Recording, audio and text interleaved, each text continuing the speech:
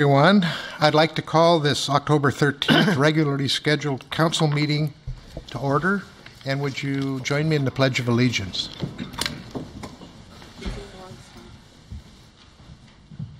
I pledge allegiance to the flag of the United States of America and to the republic for which it stands, one nation, under God, indivisible, with liberty and justice for all.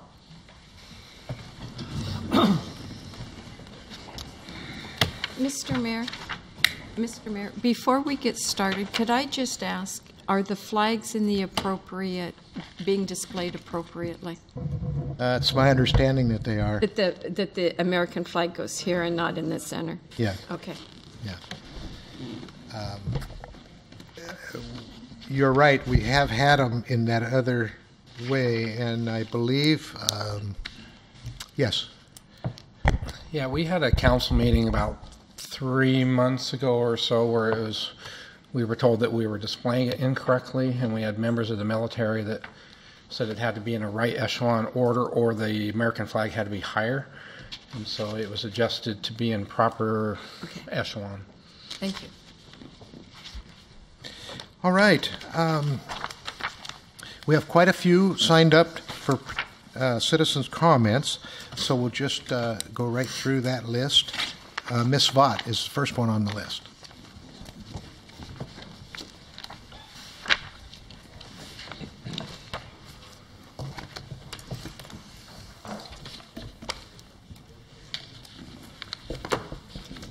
Test it first, because it needs to be just perfect before it'll record your voice. Because last time it was not registering properly.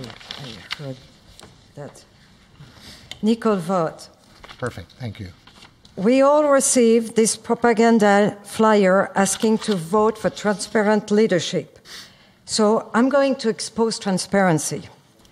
I've always wondered what we stopped when we elected Tim Mathis as mayor of Port Orchard. Now we know. We have the smoking gun in the city memo about the Myers building. So, in the name of transparency, I'm asking some vital questions. First, why did 2 letters that Mayor Mathis sent to Dr. Somapour got unanswered?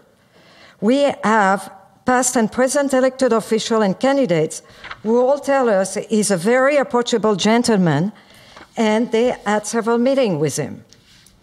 Who convinced Dr. Somapour not to answer our mayor correspondence in the first place, and why? Who led Dr. Somapour to believe that the city would abandon the building heights restriction and comprehensive plan downtown and open the way to 6 to 8-story buildings with construction? How long has this idea been promoted? Is it why Dr. Somapour contributed $800 to re-elect Mayor Coppola in 2011? Could this explain the dysfunction between our mayor and our city council and the push for a city manager? It would appear that hoping for a change in the mayor, our council members, and comprehensive plans, as stated in this memo, has effectively held our city hostages for the last 4 years. Another glaring lack of transparency is this. I have here the DVD of the 8th October 2013 City Council meeting. The late Gil Michael asked the council to hold an investigation on an attempted change to the lodging tax grant process in 2013 made by 2 city council members, Mrs. Lucarelli and Mr. Child, that would have benefited the Cedar Cove Association. Nothing was done. So the citizens took the problem into their own hands. A 1,062-page final package was presented to the city. The Kitsap County Prosecutor Office has requested an investigation into the allegations against Cedar Cove Association, forwarding it to the Washington State Patrol, who is now leading the investigation. And I have several packages to pass to the City Council. Just give those to the clerk, and she'll see that they're passed out, please. It's not here. It's still on my stuff here. I have a whole package for you. and several.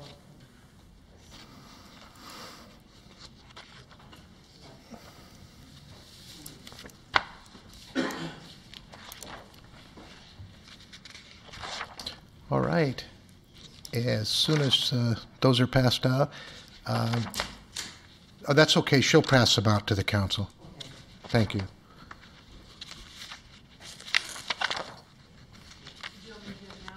No, you could do it after.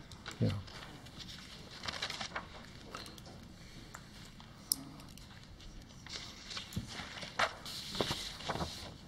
Okay, Ms. Porter.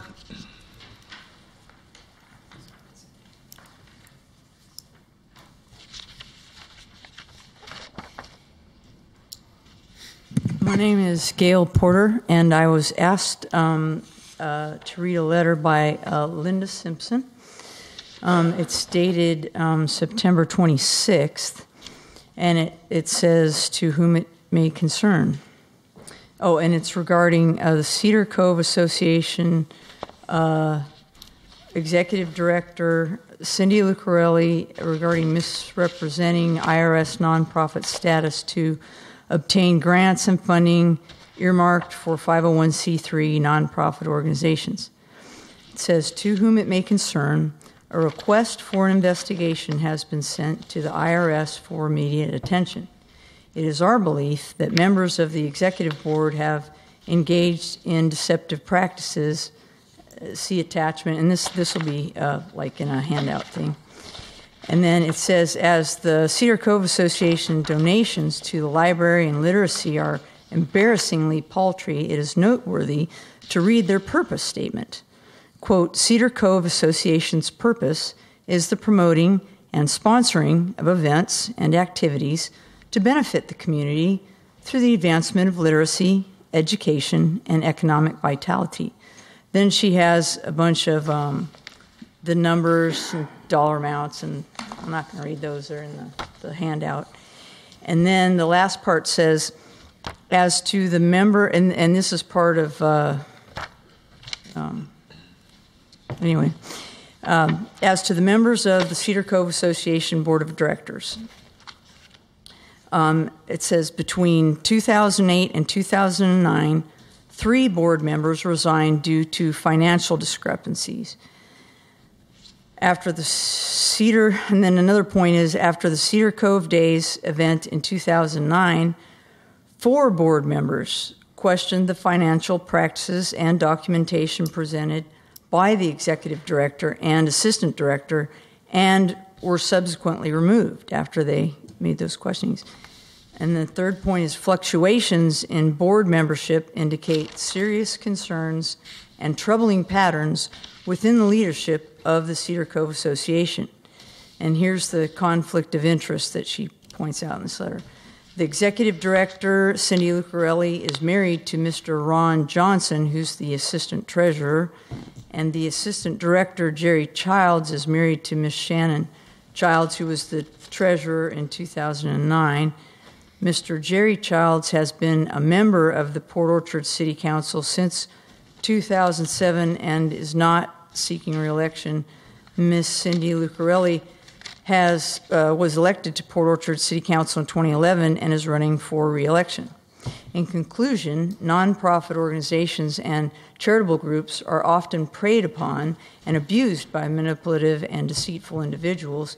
In this case, these individuals not only hold key leadership positions within the Cedar Cove Association, an organization that received $38,918.26 from the city of Port Orchard, but they are Port Orchard elected officials who have betrayed the trust of the citizens. They should be held to a higher level of scrutiny and their actions exposed to the public. In our opinion, they should be forever barred from public office. Respectfully submitted, Linda Simpson, and it has her phone number. And a copy of this will go around. Okay, thank you. All right, Mr. Fott.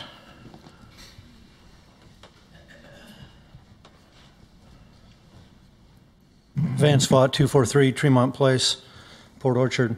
I'm here tonight to present an ethics policy petition to the City of Port Orchard.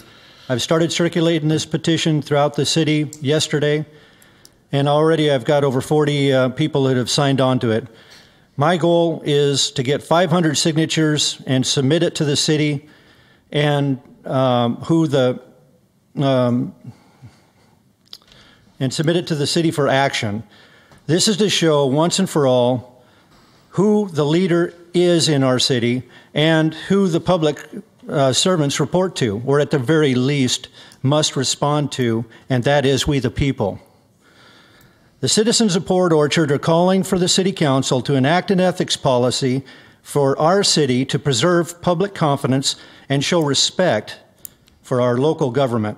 The public judges its government by those elected and appointed to serve it. Citizens have made repeated requests for an ethics policy, and there are several compelling reasons to do so, including the fact that not enough is being done to avoid the appearance of impropriety in our city government.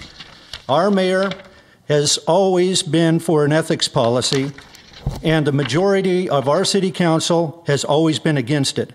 Recently, it was reported that some members of our city council are under investigation by the state and the IRS, and right now, for something that might have been stopped by an ethics policy after the citizens first noticed this problem 2 years ago. And we brought it to the City Council's attention for investigation then.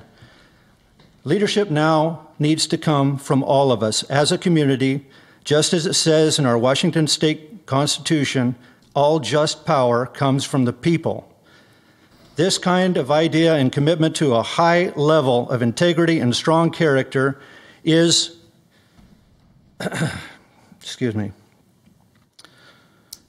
is a leadership trait, and it's a requirement. Extraordinary challenges make extraordinary leaders, and this is what makes America great.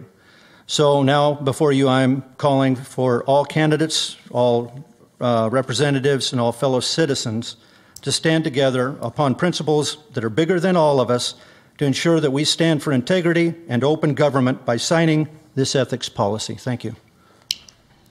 Okay, thank you. Mr. Stotts, do I have that correct? Correct. All right, please. I'd like to read a letter today from Kathy Hartwell. It's a Port Orchard resident. It's pertaining to the marijuana businesses in Port Orchard city limits. Yesterday, the Washington State Liquor and Cannabis Board began accepting applications to increase the number of recreational retail stores. The application period will not close, and there is not currently a limit to the number of licenses that may be issued. The state of Washington hired a third party to complete a white paper on the effects of legalizing marijuana. The company analyzed data including usage studies, population, and geographical spread to determine the appropriate number of stores per region. According to this report, Kitsap ideal number of stores was 10. Back in 2014, the first retail lottery results were published, and Kathy appeared at a city council meeting to inform you that the first 5 licenses in Kitsap County would be in the Port Orchard. She asked whether the council will limit the number of stores in Port Orchard city limits. She believes the consensus was that Port Orchard should have only 1 or 2 stores, and there are currently 3, with a 4th one opening at before the end of this year. She would like to ask the council to take action to limit the number of stores that you believe should exist in the city limits. She supports the sale of medical and recreational marijuana, but she doesn't think there should be a store on every corner.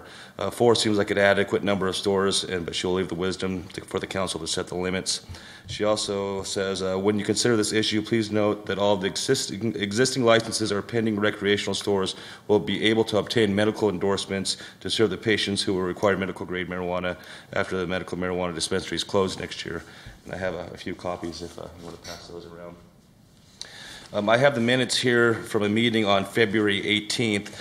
There was already a discussion on this topic. There was a recommendation to adopt the interim regulations on a permanent basis that were applied by the state. City Attorney Jacob E. noted 7 of those 10 have already applied for a city business license. He also stated the city will not have all 10 of the retail stores in city limits. Let's see what else here. So I guess what we're asking is for perhaps to limit the number of stores within city limits. I mean, right now you have to be 1,000 feet away from any park or school. You know, if if they do lift the cap, which they already have voted to lift the cap on the number of stores in the state where there's not going to be a limit, there's going to be stores popping up 1,001 feet away from each one of these places. And it also states in the minutes from the meeting in February 18th, 2014, that we do pay a living wage. We try to really hard. I'm a manager at one of the I-502 stores, but if there were to be stores popping up at the competition everywhere, then we're not going to be able to pay a living wage, and it's going to decrease the wages for all the employees around the board. Right now, we pay a 37% tax just to the state, not including the sales tax and not including the tax that we pay to the city. It averages out to be almost 50% of all cash that's taken in goes out in taxes. So the profit margin is very slim. So I just want you to take that into consideration before you let more stores come into the city. Thank you. All right, thank you. Okay, Mr. Smith.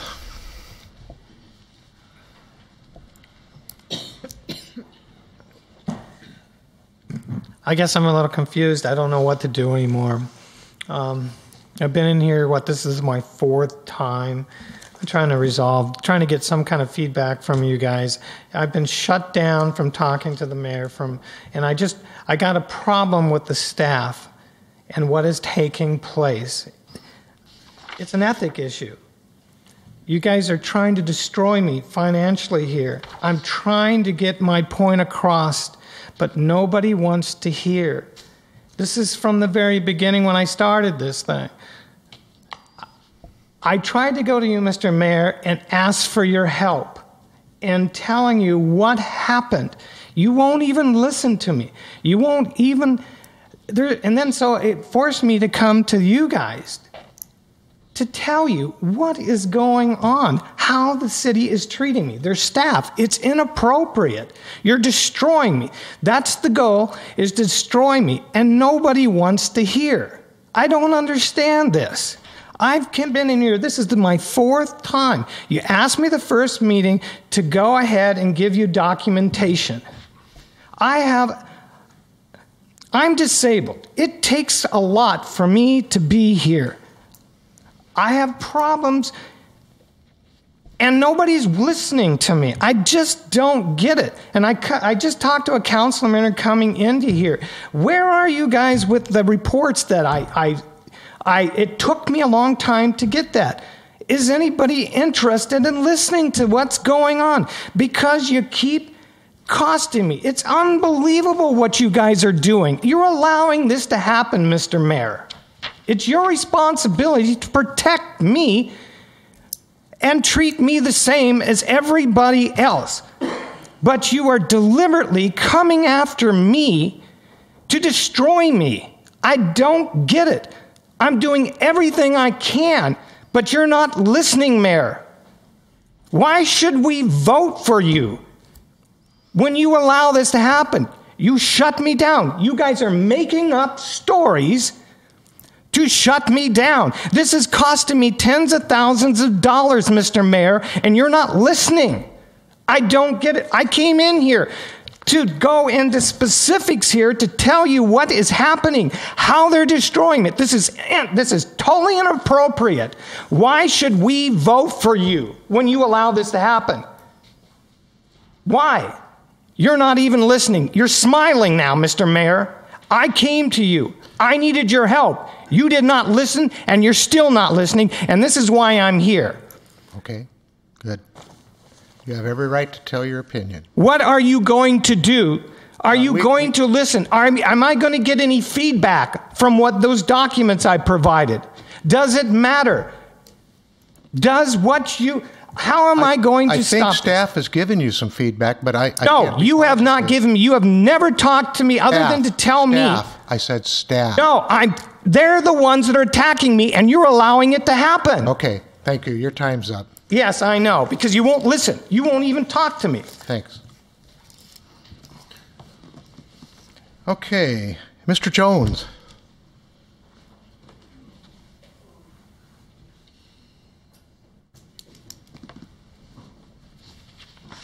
Hi, Randy Jones, Venture Charters. I've been in the charter business for 17 years now, And I've worked with many different ports, Port of Bremerton, Port of Kingston, Port of Port Angeles, Port of Seattle, Port of Edmonds. And I've watched the evolution of these ports go from profitable enterprises to overreaching. And especially the Port of Kingston, for example, I went to their meetings and listened to their treasurers talk about the kind of money they had and do their reports, and it was astounding. They could not come up with enough projects to spend the money that they had stashed. It was very profitable. And then they decided, they had the grandiose idea of getting an express ferry to go up to Kingston from Seattle. I've had the Joker up there Glenn had it up there for almost 20 years during the winter after Westport. It sounded like a fantastic idea. Bring in people from Seattle, a 20-minute ferry. Now, my boat was sitting right there, visible from the Edmonds Ferry, which is backed up for hours. So I had tent board signs there, and I had the fish there. I only had to go out 15, 20 minutes from the dock. All this sounds great, but guess what? Kingston is not Seattle. Bremerton built the 5-story condos, and you could walk on the ferry. You didn't even have to have a car to work in downtown Seattle. To go to Seattle, you could be in your living room in Bremerton before someone at Shoreline could be in their own home.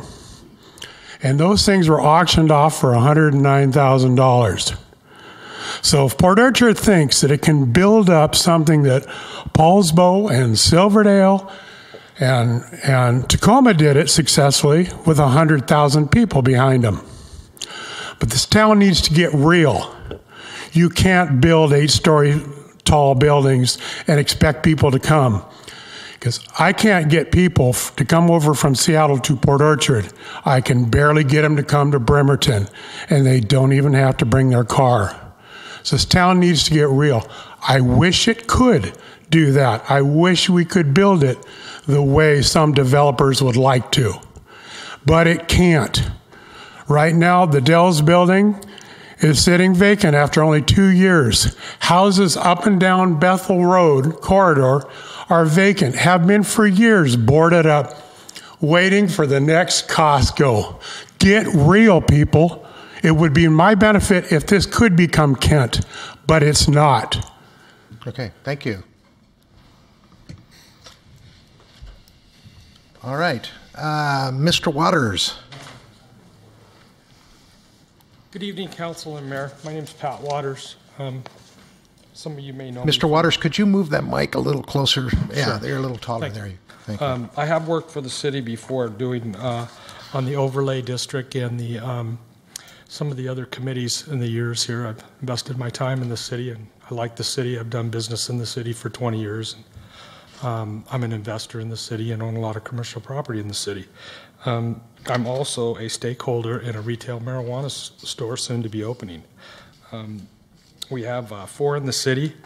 10 were originally allocated to the county, 2 to Bremerton, 1 to Paulsbo, 7 at large. You've got 4 of the 7 at large right here. In your earlier findings that were spoken to earlier in February of 14, you folks stated that you're not going to have 10 stores or 5 stores. That was a commentary by the city attorney. And in fact, now with the notice from the state, which I'll provide to you, says on the 12th that they can apply. Anybody can apply. They'll be looking at anything. You could have 30 stores here applied in the next 30 days. There's no limit to the size of the store, so you could have storefronts or doors or subdivided things. There's all kinds of can of worms in this that hasn't come forth. You've got 4 new stores that seem to be doing okay. One of them's looking to potentially sell, and has a partner looking at maybe moving it or something because it's not doing that well.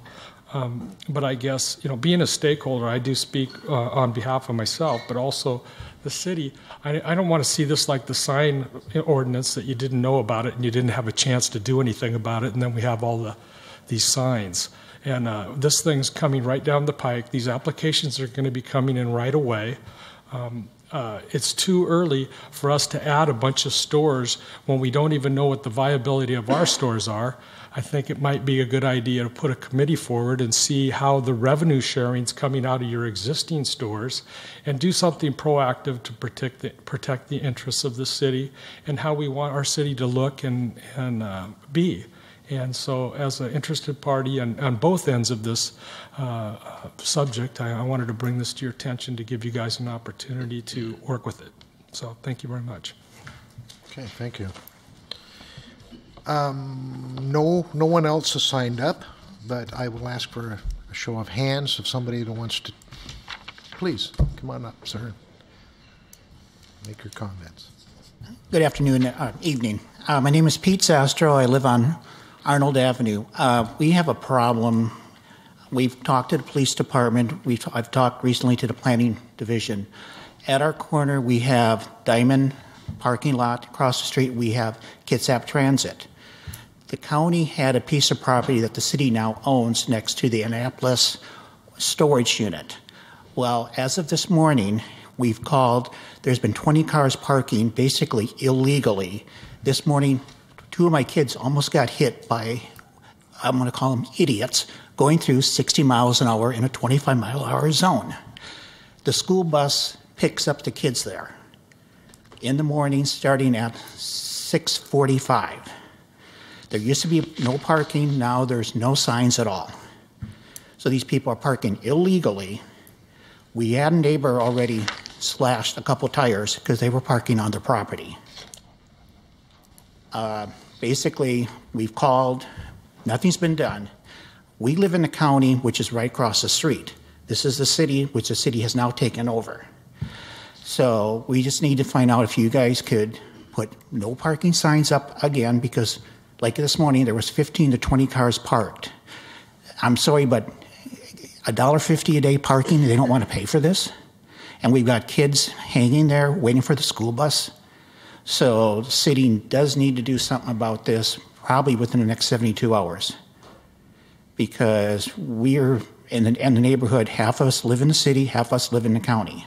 It's just one of those areas that are Other thing the planning person did say was they're looking to do it as a green zone and put parking spots there. There's a salmon creek that runs through there. So before they do anything like that, need to talk to the county, because right now the county is looking for more federal funding for this salmon creek. And any other questions? No, but I would like to say the city is already somewhat involved in doing something about that area. And it is on tonight's agenda, yeah. So they said you guys we're might working be. on doing something there, and unfortunately, government does take a certain amount of time to work through all of the. You could maybe leave a police officer there or something, because these people are going 60 miles an hour through a 25-mile zone. I mean, because they're going to miss their ferries. Right, but that doesn't have anything to do with the parking area. It's not the parking area. It's just the kids stand there waiting for the school bus. Yeah. And these kids are. We're aware, and we're trying to do something. You know, There's a lot of whether the it would parents be are about enough ready or to. satisfactory. I don't know if it would be for Saying you. just put a no parking zone, else they're going to be coming out there and it's not going to get pretty. Okay. Okay, thank you. We're working on it. Thank you. Okay. Anyone else? Please.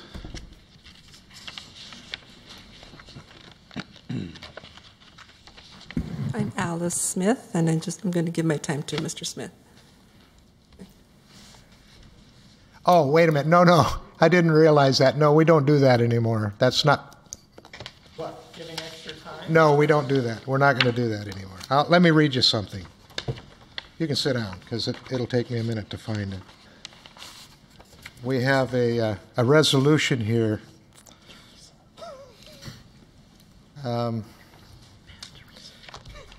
exactly where in the resolution it says that, but maybe it doesn't say that. But I'm taking the initiative as the chairperson to say we're not going to donate time anymore, because it allows one individual, not necessarily you, but one individual more time than everybody else. So I'll just make a ruling, if you will, that we're not going to donate time.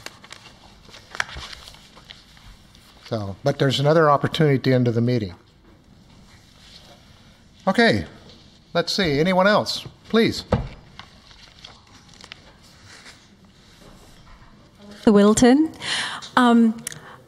I normally like to follow the Finance Committee and the Utility Committee meetings, and I look to the calendar for notification on that. And I understand there was a glitch this time with communication as far as getting everybody together, but I just want to strongly reinforce that become available on a regular basis, because the meeting came and went. We were checking the calendar, nothing came up, and we missed the meeting. So we could listen to it on the tape, but we prefer to attend publicly. So thank you. Okay, thank you. Okay.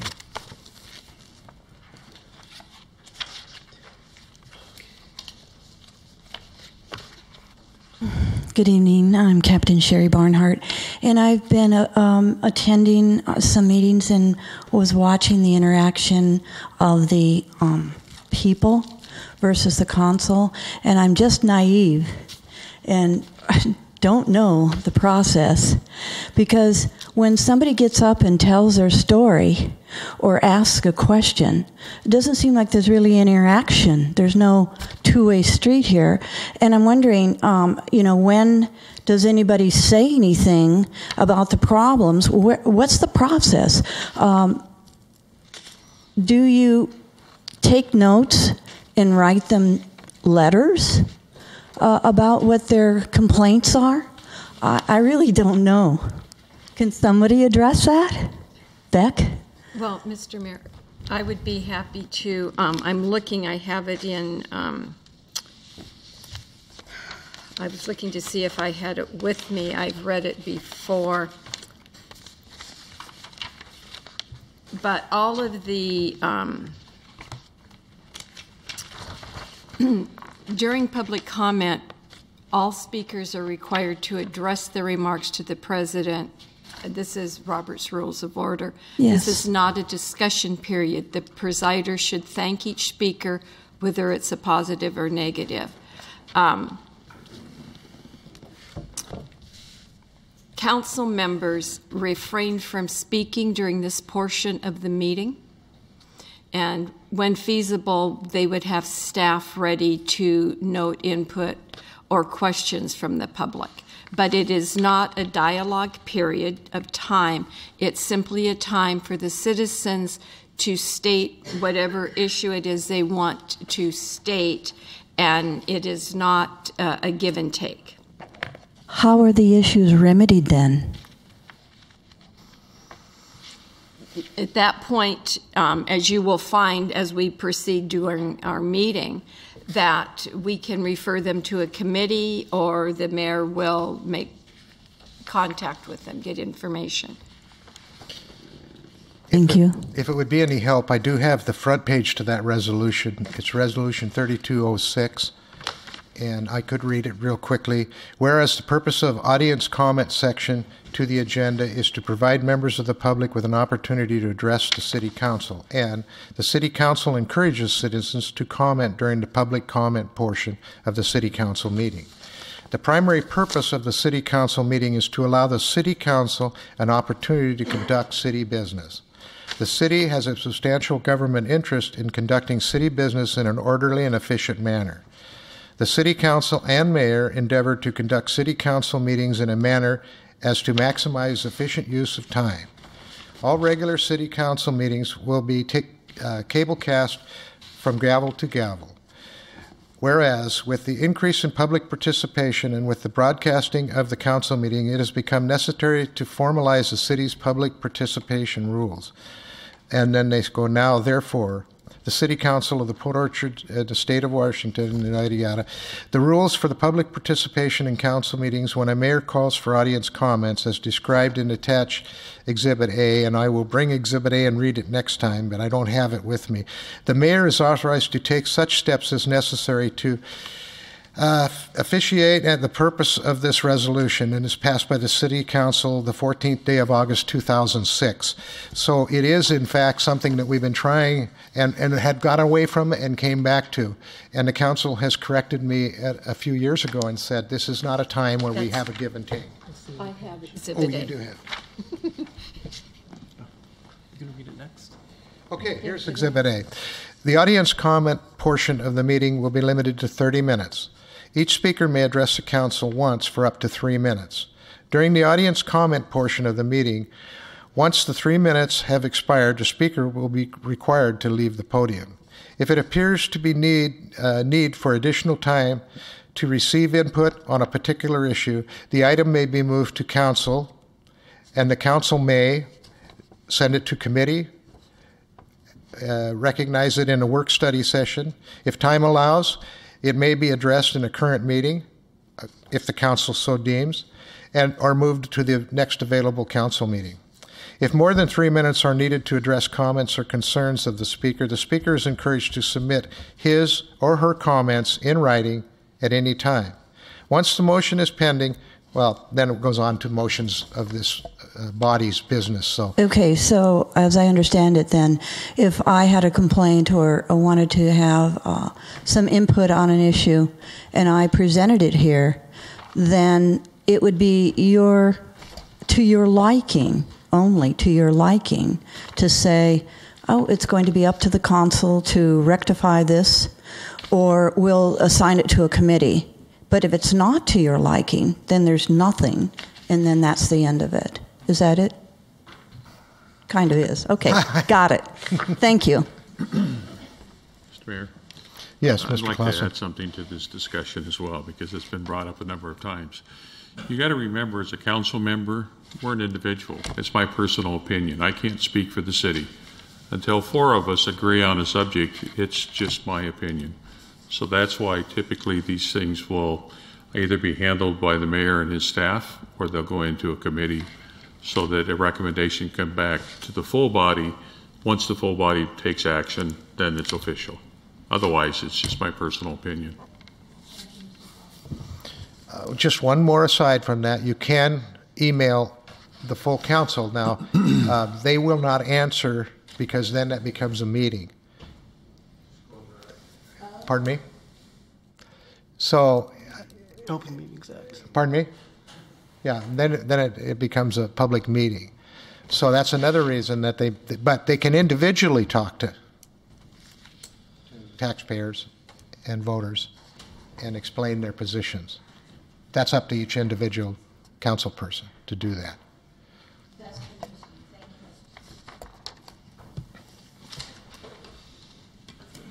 Okay. We actually, after reading this, have already used more than our 30 minutes. So I'll go ahead and we'll reserve the additional comments for the last part of the meeting. So now we'll move on to item 3, approval of the agenda. Council, what's your pleasure?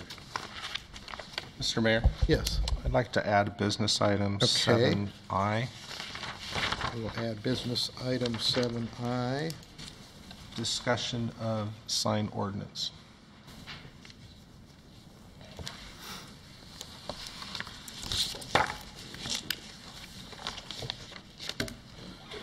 All right, we have a motion. That is a motion, right? Correct. To add I, discussion of sign ordinance. I'll second that. Oh, we have a second. Open for discussion or comments or questions. Seeing none, the item on the floor is I in business items, and it will be for the discussion of sign ordinance. All those in favor say aye. Aye. Aye. Opposed, nay. That motion carries. Mr. Mayor? Yes. I would like to add a business item 7J, and it would be a discussion to move Mr. Smith's concerns to a subcommittee. To a what A subcommittee. To a subcommittee? Council committee, Okay. yes. Concerns to subcommittee. Okay, do we have a second? Second. We have a motion and a second. Any discussion? Seeing none, all those in favor of adding J, which will be a discussion, to move Mr. Smith's concerns to a subcommittee, and then we will decide on the subcommittee, presumably. So, all those in favor of that motion, say aye. Aye. Opposed? Nay? Thank you. That motion carries. What's your pleasure? I move to approve the agenda as amended. Okay. Okay, we have a motion and a second to approve the agenda as amended. Any discussion or any other questions or anything? Seeing none, all those in favor of approving the amended agenda, say aye. Aye. Opposed? Nay? Thank you. That motion carries. Okay. We'll move on to the consent agenda. Yes. Move to approve the consent agenda as presented. Second. Okay, we have a motion and a second to approve the consent agenda. Is there any comments or discussions? Seeing none, all those in favor of approving the consent agenda as presented, say aye. Aye. Opposed, nay. Thank you. That motion carries. All right, we're at the item 5, a presentation, and I have a proclamation to read.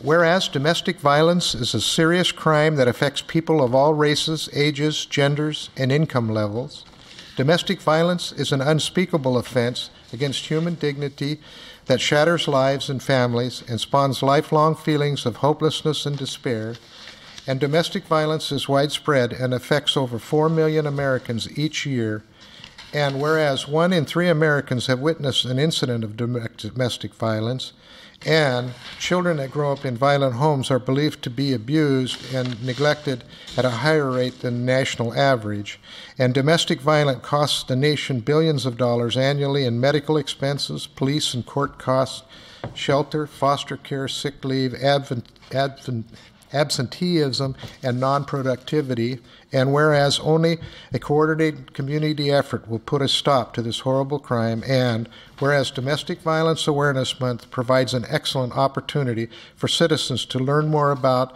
preventing domestic violence and showing support for numerous organizations and individuals who provide critical advocacy, services, and assistance to victims, and I now, therefore, Timothy C. Mathis, Mayor of Port Orchard, do hereby proclaim October as Domestic Violence Awareness Month in the City of Port Orchard, and I call upon all employees and citizens of the City of Port Orchard to observe this month with appropriate recognition thereof. And I signed it tonight. Thank you. And I don't believe there was a representative here tonight, is why I didn't introduce anybody, but we'll be giving this certificate to them, or this proclamation to them. Okay, we'll move on to public hearing.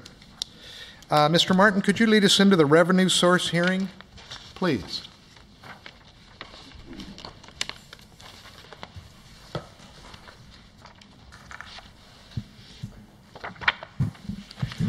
Thank you, Mayor Mathis, members of the Port Orchard City Council, my colleagues, and citizens of Port Orchard. This is our 2015 for the 2016 revenue sources hearing. This is an item I think we can all agree on, and we all feel about the same about taxes. And so with that, the city legislative body is required to hold a revenue sources hearing on current expense budget revenue sources for the coming year's budget, including consideration of possible increases in property tax revenues. The hearing is required before the legislative body votes on a property tax levy for the upcoming year. The deadline for setting the property levy for property tax collection for 2016 is on or before November 30th, 2015. This hearing is part of the public process that leads to an ordinance being forwarded to the Kitsap County Assessor, along with a levy certification in order to set the property tax levy for collection in the 2016. So up on the screen, we have a PowerPoint presentation, and I'd like to walk through that. This is a requirement of the RCWs. Mr. Martin, yes. Just 1 second. I know it's pretty hard for people to see that screen. If we turn a few lights off, but not all the lights, could you still see your notes and everything? I spend most of my time in the dark, so I think we'll be fine. Okay, well, I see we're going to bring the full cannons to bear here. We're going to, yeah, we'll have a little bit bigger version here. Project.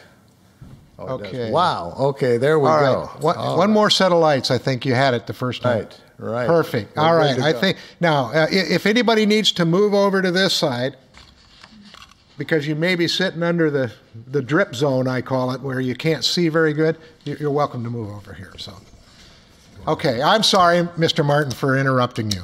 No, I'm glad you did, so that everybody can see this. So I appreciate that.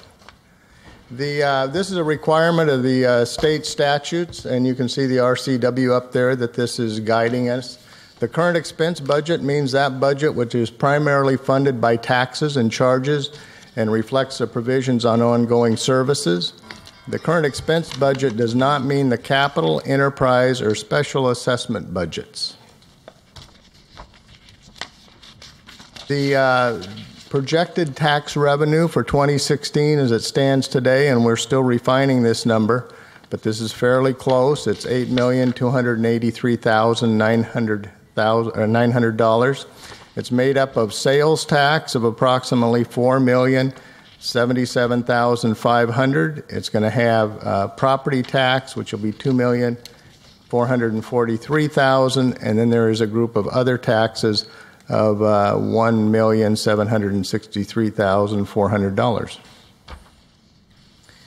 And this is a slide that depicts those various categories that we just saw in the pie chart. We have the retail sales and use tax, which is the sales tax. You can see it makes up just about 50% of our revenue. Property tax at the $2,443,000 will make up just about 30% of our revenue. And then the other taxes are the franchise taxes, and that's the tax paid by our citizens on electrical power purchases, telephone, a utility tax, which is on our water, sewer, and other utilities, garbage franchise fee that's collected, a TV cable fee, a natural gas franchise fee. There is a gambling tax in the city. Much of that comes off of pull tabs. And then the admissions tax for our theaters is made up there of $66,000. And then we have a leasehold excise tax that's collected, and that's from property that's government-owned in the city. And then instead of paying a property tax on it, people pay a leasehold excise tax to the state of Washington. They transmit it back to us. And so that makes up our category of the $8,283,900.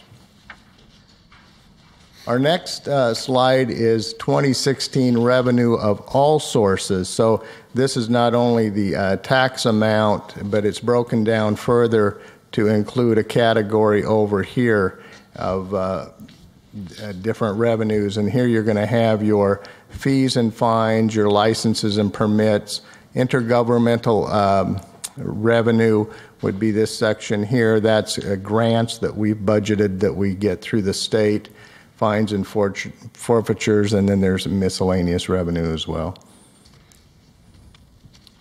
The budget comparison between 2015, the current year, and 2016 is shown on this slide. You can see we believe that our sales tax will be up about 4.5%. Property tax is going to be up about 6.64%, and I'll explain how that's made up in that, because some people will say, well, property tax can only go up 1%. I will address that on a future slide. Taxes of 5.5%, that was that last category that we just looked at. And then we have those listed as well here. So our total revenue for last year we budgeted was $9,356,124. we believe we'll have 9,992,900 in 2016. So overall, our revenue would be up 6.81%. Tax collection history for the last, from 2013 forward, you can see that we did have, we remember talking back in 2010 how the assessed valuation, we were in the Great Recession and it didn't seem like our property tax were falling. And of course, there was a reassessment in there and it took some time to drop to catch up, and we had that dip in there. Our property assessed valuation is now growing, and you can see us coming out of that Great Recession, if you will, on assessed valuation. Here is the assessed valuation listed along here. Historically, on the left, our levy rate, you can see, was at $1.75 in 2013. There was pressure on the levy rate in 2014. The fire district and the library district compete for a piece of the pie. And with the assessed valuation down, the pie was smaller, and so we competed tighter, and so we didn't receive as much per thousand of assessed valuation. In 2015, you can see that came up to $1.72, and with the new assessment taking place recently by the Kitsap County Assessor, you can see our assessed valuation is projected to be $1,404,584,517 with a levy rate that could be as much as $1.75 per thousand. So simply put, the pie has grown bigger, and our slice of the pie correspondingly will be somewhat larger. Slide that I wanted to mention what makes up the property tax. We've got the levy, that you have a highest lawful levy under our tax code. It's been said by tax experts that Washington State has the most complex tax system for property tax of any of the 50 states. I don't know if that's really a distinction you want, but it's one that we have. And so it is difficult to follow along through this. But I do want to start out, let's start out with 2016. So you can see this $2,325,381. There's a little asterisk right there. And that's the total levy amount due to the statutory rate limit. So the county assessor says that's as much as you can receive under the statutory limit. Now, that would be the allowed amount. Now, we do get to take an increase up to 1%. However, we're constrained to go to the highest allowable levy. So even though if we could take the full amount, it would be $304,363, we're only allowed to take an additional $81,017. Then you are able to receive new construction unconstrained. So the assessor is saying we'll receive $42,259 of new construction. And then also there's refunds where the state goes back and makes past corrections. And so this together will add up to be that 6% that was on the other slide. So that's going to make up your new allowed amount that we're projecting that you'll have for 2016. Equally as important as property tax, the city of Port Orchard receives 84% of the sales tax is collected retail. And you can see what we actually received in 2013, 2014.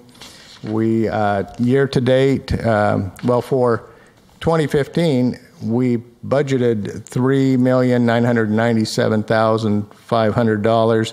Year to date, we're ahead of that figure by 4.1%, and our actual collection so far is just a little over $3 million. We're still refining this number, and right now in our preliminary budget, we have $4,077,500. This is just a very busy slide, as you can see, but what it shows is there's a pattern that follows through this. You can see we've had year over year, we've continued 2013, 14, and 15. We've had increasing sales tax activity across the board. The sales tax collection, this is for the 3 years on a bar graph, and what I like to show about this is you can see that this follows a very predictable pattern right through here. It's almost always the same. This is you're about 60 days after the retail sale by the time it works through the system and the state allows us to receive the money. So you can see this is Christmas, and then it kind of drips down. You get a kick up when school gets out, you get more activity, and then of course you also have in here, you have your school shopping, and you have new car sales typically are pretty strong through there as well. And this is the classic cash flow that we have to deal with. This shows you what we think that our general fund would be, its lowest point. The City Council, remember during the Great Recession, Mr. Clausen and Patonsu recall, and Mr. Childs recall, us looking at that and having to smooth that, and there was a couple months when this period of time was below zero. And so we worked really hard to make it through that. So this is a much better situation for the city to find itself in today. So that concludes my remarks, and I hope you found it interesting and helpful. So thank you very much. Of course, all of this is very important as we move forward on the new budget, because this is one of the foundational pieces that we have to do. When you start talking about $8 million, you start talking about real money. So. Yeah. Okay, thank you.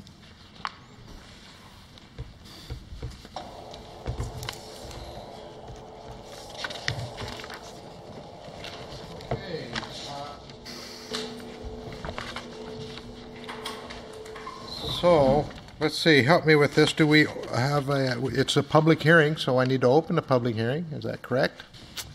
So I will hereby open the public hearing. And I do have one individual signed up to testify at this public hearing, Mr. Waters. Pat Waters again. What I wanted to do was really find out, and I didn't see it in that presentation, is what the storm water collections that are being collected. I didn't see those itemized, nor did I see where they were being spent.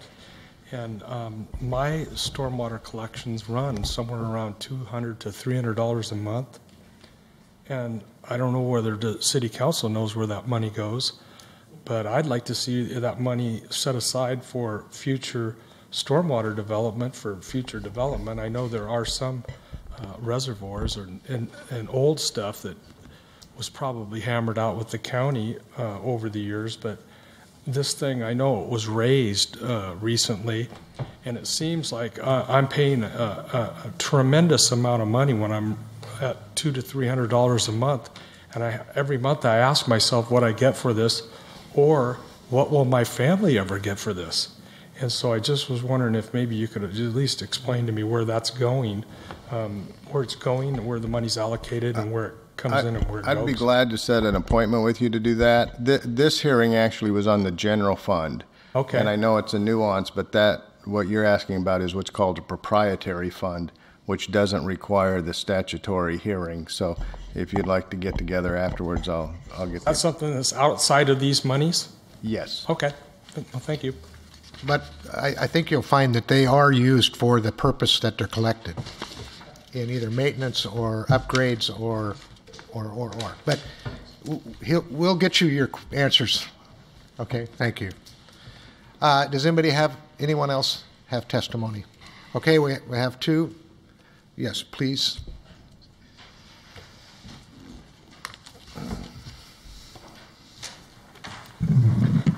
Jerry Harmon, this isn't really about what was just presented, but I sit here and I see all of those little additional taxes that we're paying. And I guess what I'm beginning to see is that the federal government and the state government, in my mind, is sending less back. But they're giving you all of these little ways to tax us even more. And so a $35 car license is now up to 68 something, and then in a month or two we're going to have an additional $20 fee added on that. And if I lived in Seattle or someplace else, it could be $40 more per each, just to raise more money locally. And I guess I would like to see or understand, not just with our lobbyists, but what are you doing to contact the state and federal and say, hey, we can't just keep putting layers of tax on our local people when they're already paying a lot of taxes that aren't getting back to you. You know, actually, I would like to hold our this hearing first and talk about the revenue sources, and then. But you do bring up some good points, but just not during this hearing. Is all I'm saying. So if anybody has any comments directly related to revenue sources hearing, this is the time to do it.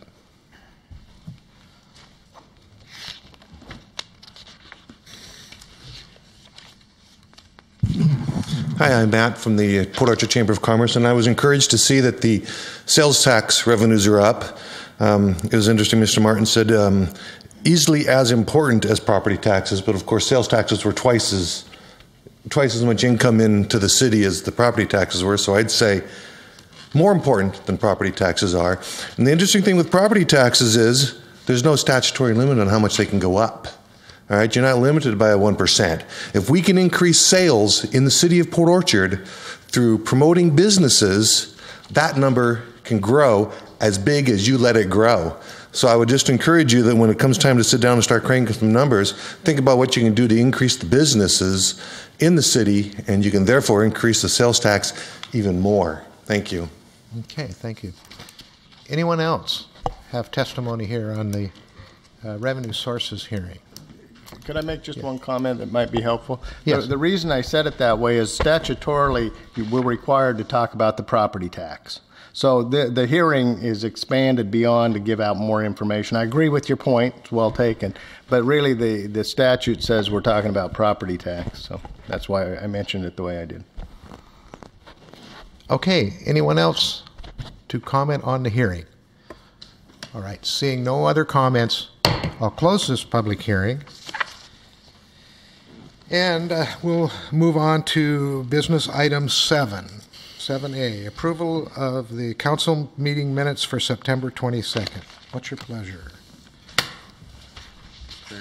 Yes, Mr. Clausen. Approve the council meetings of October 22nd, or excuse me, September 22nd. Okay, we have a motion and a second. Any other discussion, corrections, additions? Seeing none, all those in favor of approving the September 22nd council meeting minutes, say aye. Aye. Opposed, nay. Abstain. And I'm abstaining also. Very good. Let the record show that there's two council persons abstaining.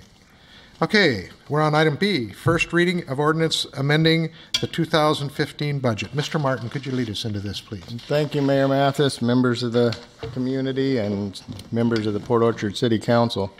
Actions involving amendments to the budget take two readings. This is the first reading of an ordinance amending ordinance number 2014, adopting the 2015 budget. The public may comment on the amendment following its presentation. The city budget is written to capture revenue and expense over the fiscal year. During the year, changes to the budget in both revenue and expenditures need to be recognized by budget amendment. This budget amendment ordinance recognizes the need to expend funds in 2015 to complete the purchase of property located at 640 Bay Street. Last year, the city entered into a sales and purchase agreement and amended the 2014 budget, paid $5,000 earnest money with the intent of completing the purchase prior to the end of the year. However, conditions beyond the control of the city prevented closing prior to the budgetary authority lapsing on December 31st, 2014. This ordinance authorizes the property purchase expenditure in 2015. The budget amendment ordinance reflects the following: $145,000 from Real Estate Excise Tax Fund number 109 to Capital Construction Fund 302 to purchase property located at 640 Bay Street. The Council Finance Committee recommends moving an ordinance amending the 2015 budget forward for a second reading. Thank you. Okay, what's your pleasure? Yes, Mr. Tansu. I move to accept the first reading of the ordinance amending the 2015 budget for the City of Port Orchard and to direct staff to place an ordinance on the October 27th, 2015 agenda for a second reading and final adoption. Second. Okay, we have a motion and a second. Open the floor for comments and discussions. Comments, no discussions. All right, we'll be moving this ordinance forward.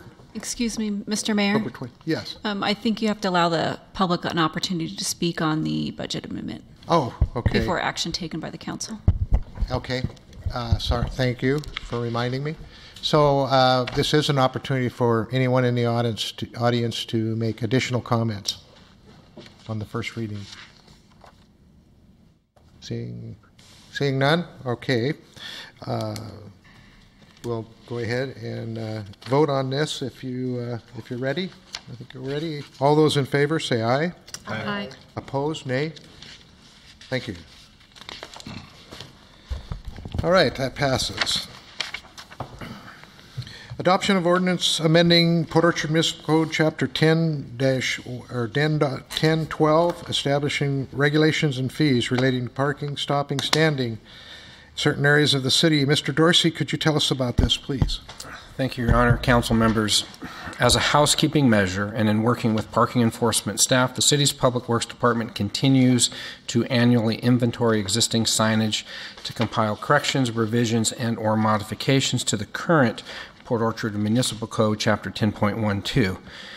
More specifically, this update relates to Arnold, and so at your request, I could give a brief overview otherwise of that scenario. Otherwise, staff recommends adoption of Ordinance 017-15, therefore updating Municipal Code 10.12 regarding parking, stopping, or standing in certain areas of the city. Mr. Mayor? Yes, sir.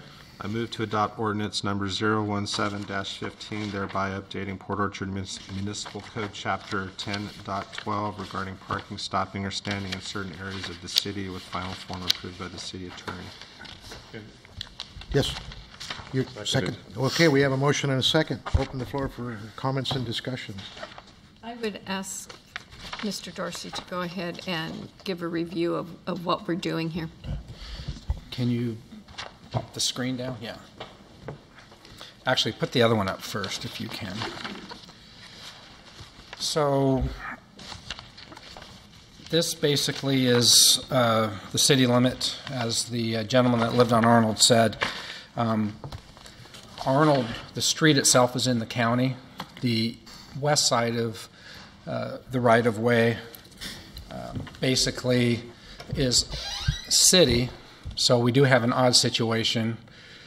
So it's gonna. Oh, it's the screen. Never mind. So this generally shows the situation we have in that the city really is limited on what we can do. More specifically, as far as background, when this area was in the county, the area in question, which is just excess right-of-way, the county had posted a sign. And so when the city annexed the area, the city did not have the ability to enforce parking for a county sign, so because it wasn't in our code. And so in 2014, when this was initially brought to the public properties, it was decided to not put up a sign because there really weren't any issues at the time. Subsequently, there was issues with parking in that area. Public Works Department worked with parking enforcement, the police department. A number of petitions and letters had been sent to the city over the last year to the point to where this update went back to public properties, or it was recommended to do something with that area. I think one of the key decision points was that the Diamond parking lot, which is $1.50 per day, was, I think we estimated, was almost only like 30% filled in any given day, and the Kitsap Transit lot was maybe 50% filled on any given day. And so public properties recommended moving ahead with the solution, and that's the alternate sketch And so what we have here is the city has the ability at this point to put in 7 basically formalized parking spaces, 2-hour limit. We went through DCD and Fish and Wildlife to make sure that we could improve the area. Fish and Wildlife was pleased because right now cars are parking almost on the edge of the Arnold Creek and ready to fall in, so this will create a buffer. We're also within what we can, if, and I don't have the pointer that'll work, but, oh, this is like the magic pointer. No, it still won't do Doesn't the work TV. on TV screens. It won't do the TV screen. It's all right. So the bottom line is, as you're going down Bay Street, heading east, there's a bus stop. And so we're simply going to place a sign at the existing bus stop that's near the West Sound Utility District lift station that says no parking bus stop. So that was an easy fix so that people aren't crowding in on the shoulder around that area, kind of right at the end of those storage units. Then you have the 2-hour parking. We're going to put a no parking anytime on the corner because we want to keep that open for sight distance further up, but up around the radius there. Keep going. No, go other way. Right in there. Right. So that people don't try to crowd on that radius, we'll put no parking anytime there. Then you get back to the 2-hour, and then as you're heading south on Arnold within the city's jurisdiction, we can put no parking here to corner that takes it all the way to Lawrence. And then as you're coming back the other way, we can go no parking here to corner.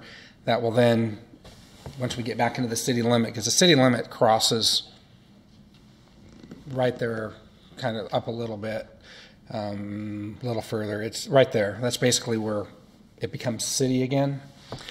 And so all we can do is enforce what's within our area, so we can then put no parking from here to corner, and that will, in essence, really force all those people that are parking in the street to go to either the transit lot or the Diamond parking lot. Parking on Arnold, we really can't do anything about that because we did reach out to the county, and we looked at having some sort of interlocal agreement where we could issue residential parking permits.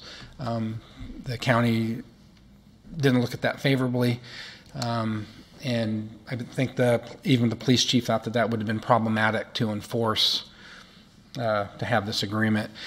I think at the last meeting we talked about putting 2 or 4 hour parking on Arnold, but again, that's not our jurisdiction to manage that right of way. So unfortunately for the people on Arnold, they're really going to have to take this issue. If forcing people out of this corner pushes them down onto Arnold rather than the $1.50 a day lot, then it's really going to be because we know who's parking there. It's unfortunately going to have to be a county commissioner conversation, but we're doing all that we can do. And that's why we're updating the code so that we can put in the wheel stops, put in the signage, and at least address what we can address. Mr. Clausen. Just for clarification, Kitsap Transit lot, I'm not sure what you're referring to, but Kitsap Transit lot is not even in this picture.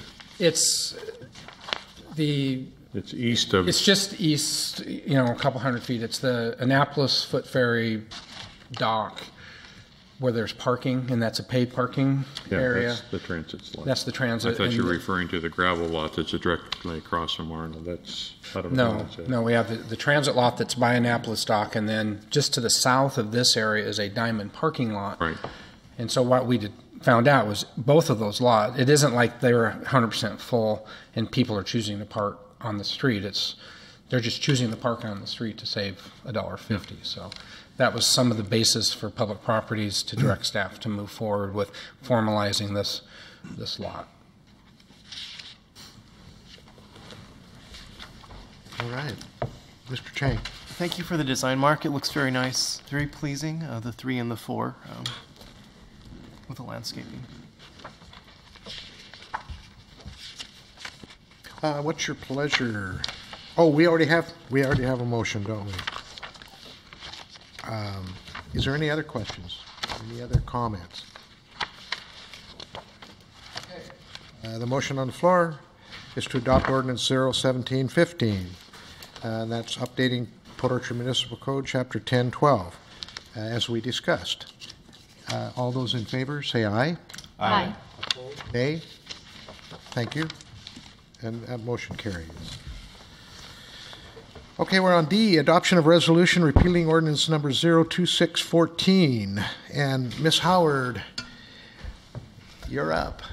Thank you, Mayor, City Council members. At the September 22nd, 2015 executive session, the City Council members in attendance addressed the wage pay rate for non-union employees. The following change is recommended by the City Council members. Effective October 4th, 2015, the rates of pay set forth above may be increased by 100%. Of that percentage increase set forth in the All Urban Consumers Index, the CPIU, 1982 to 1984 equals 100. For the Seattle-Tacoma-Bremerton area for that period from June 2014 to June 2015, as is specified by the Bureau of Labor Statistics, United States Department of Labor, to 1.6%. Staff recommends adoption of a resolution repealing resolution number 026-14 and approving the employee benefits policy to reflect a rate of pay increase for a 1.6 COLA effective October 4th, 2015 for non-union represented employees classified as non-exempt. Thank you. Excuse me. Mr. Chang?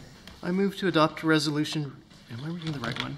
Repealing resolution number 02614 and approving the employee benefits policy to reflect a rate of pay increase for a 1.6% COLA effective October 4th, 2015 for non-union represented employees classified as FLSA non-exempt. Second. Okay, we have a motion and a second. I will open the floor for discussion. Comments? I guess I have one. Okay, Mr. Charles. I've talked about this before, but I always have a little bit of a problem with COLAs and not having the overall picture of this, of the health of the city as far as how wages and salaries make up and what percentage they make up of the overall city budget. And I never actually get that information I want, and so I've taken to voting no on these things, even though I'm actually in favor of the employees getting the amount. But I don't feel like in due diligence I have all the information I need, so I'm voting no on this one and the next one. All right, thank you. Other comments? Other comments? No, seeing none? All right, then the motion on the floor is to adopt resolution 02614, approving the COLA. All those in favor say aye. Aye. Opposed? Nay. Let the record show there's 2 in opposition. That motion carries. Okay, we're on item E, adoption of resolution amending resolution 02714. Ms. Howard, could you tell us about this one, please? At the same September 22nd, 2015 executive session, the City Council members in attendance addressed the wage pay rate for non-union employees.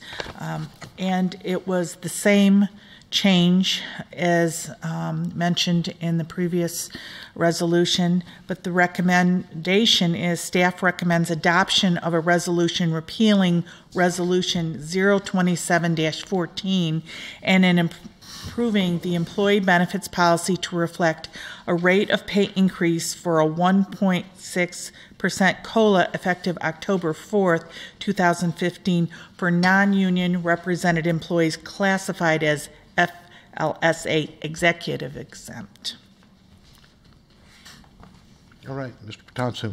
Move to adopt resolution, repealing resolution number 027-14 and approving the employee benefits policy to reflect a rate of pay increase of 1.6 COLA effective October 24th, 2015 for non-union represented employees classified as FLSA executive exempt.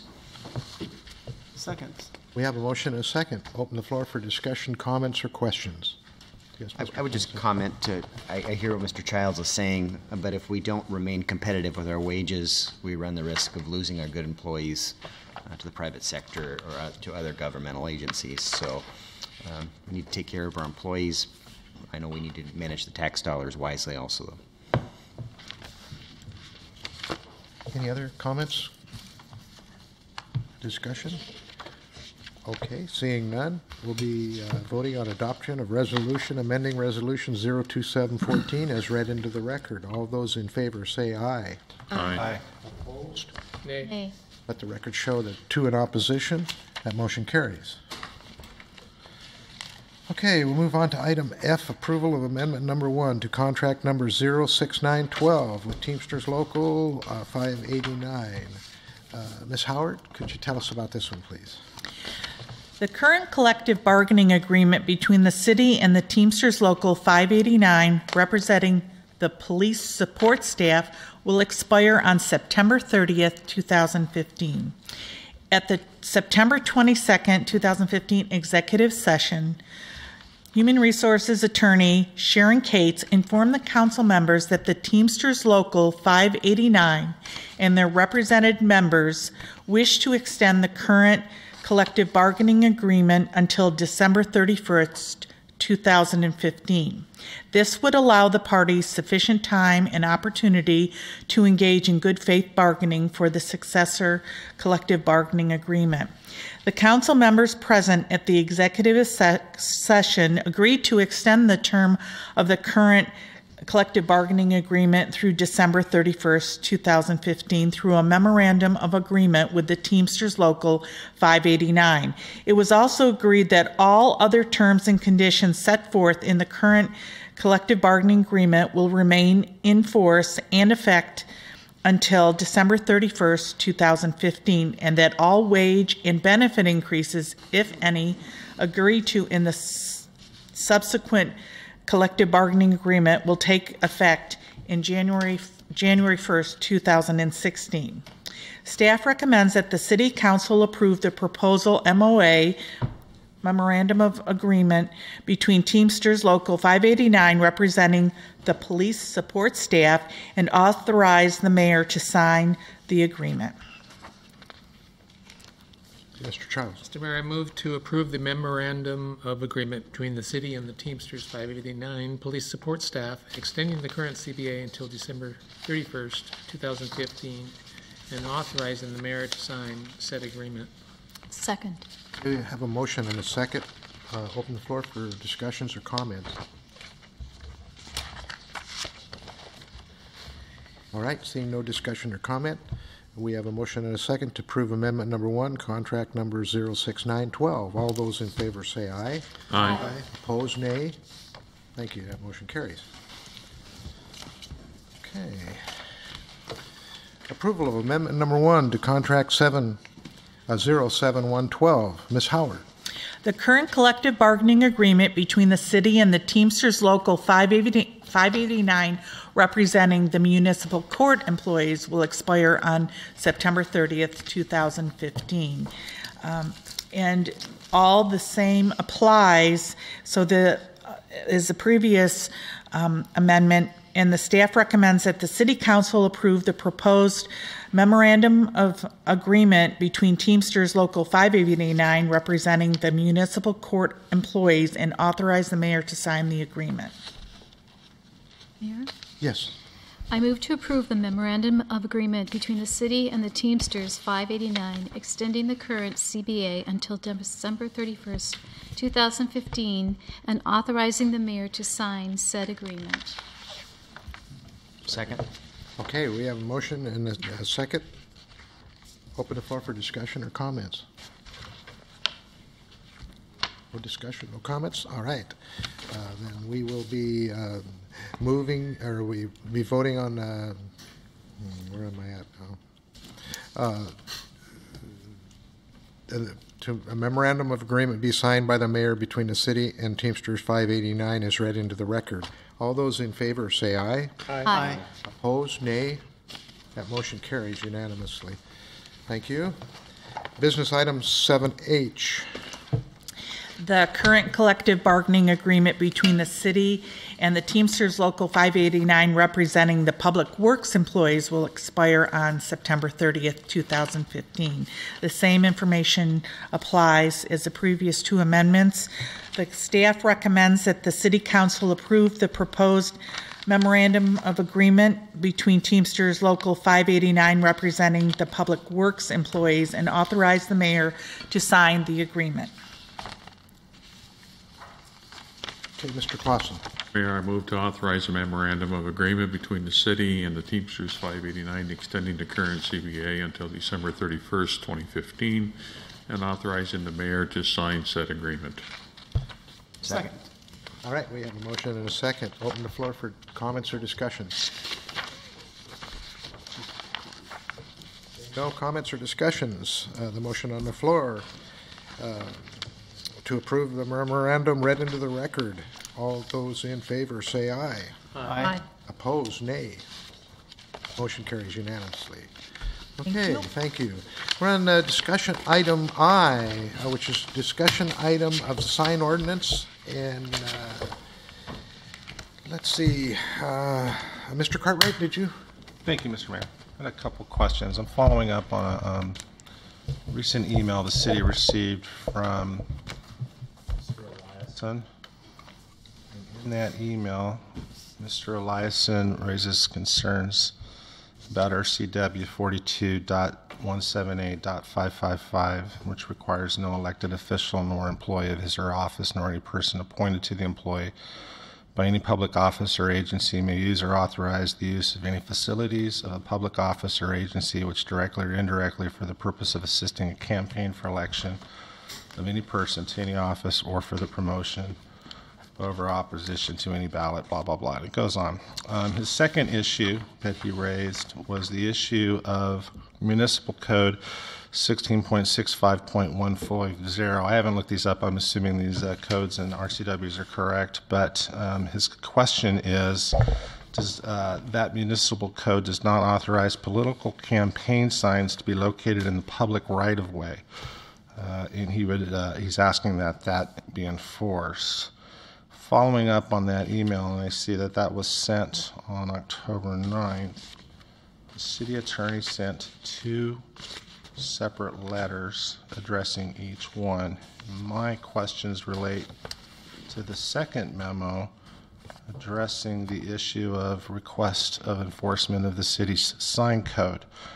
I don't see in the city attorney's memo anything about well, first of all, she states that it was her understanding that the claim had been made about the city's recent decision not to enforce Chapter 16.65 of the Port Orchard Municipal Code sign regulations. And she further states that I have advised city staff not to enforce these sign regulations in light of the new case decided by the Supreme Court.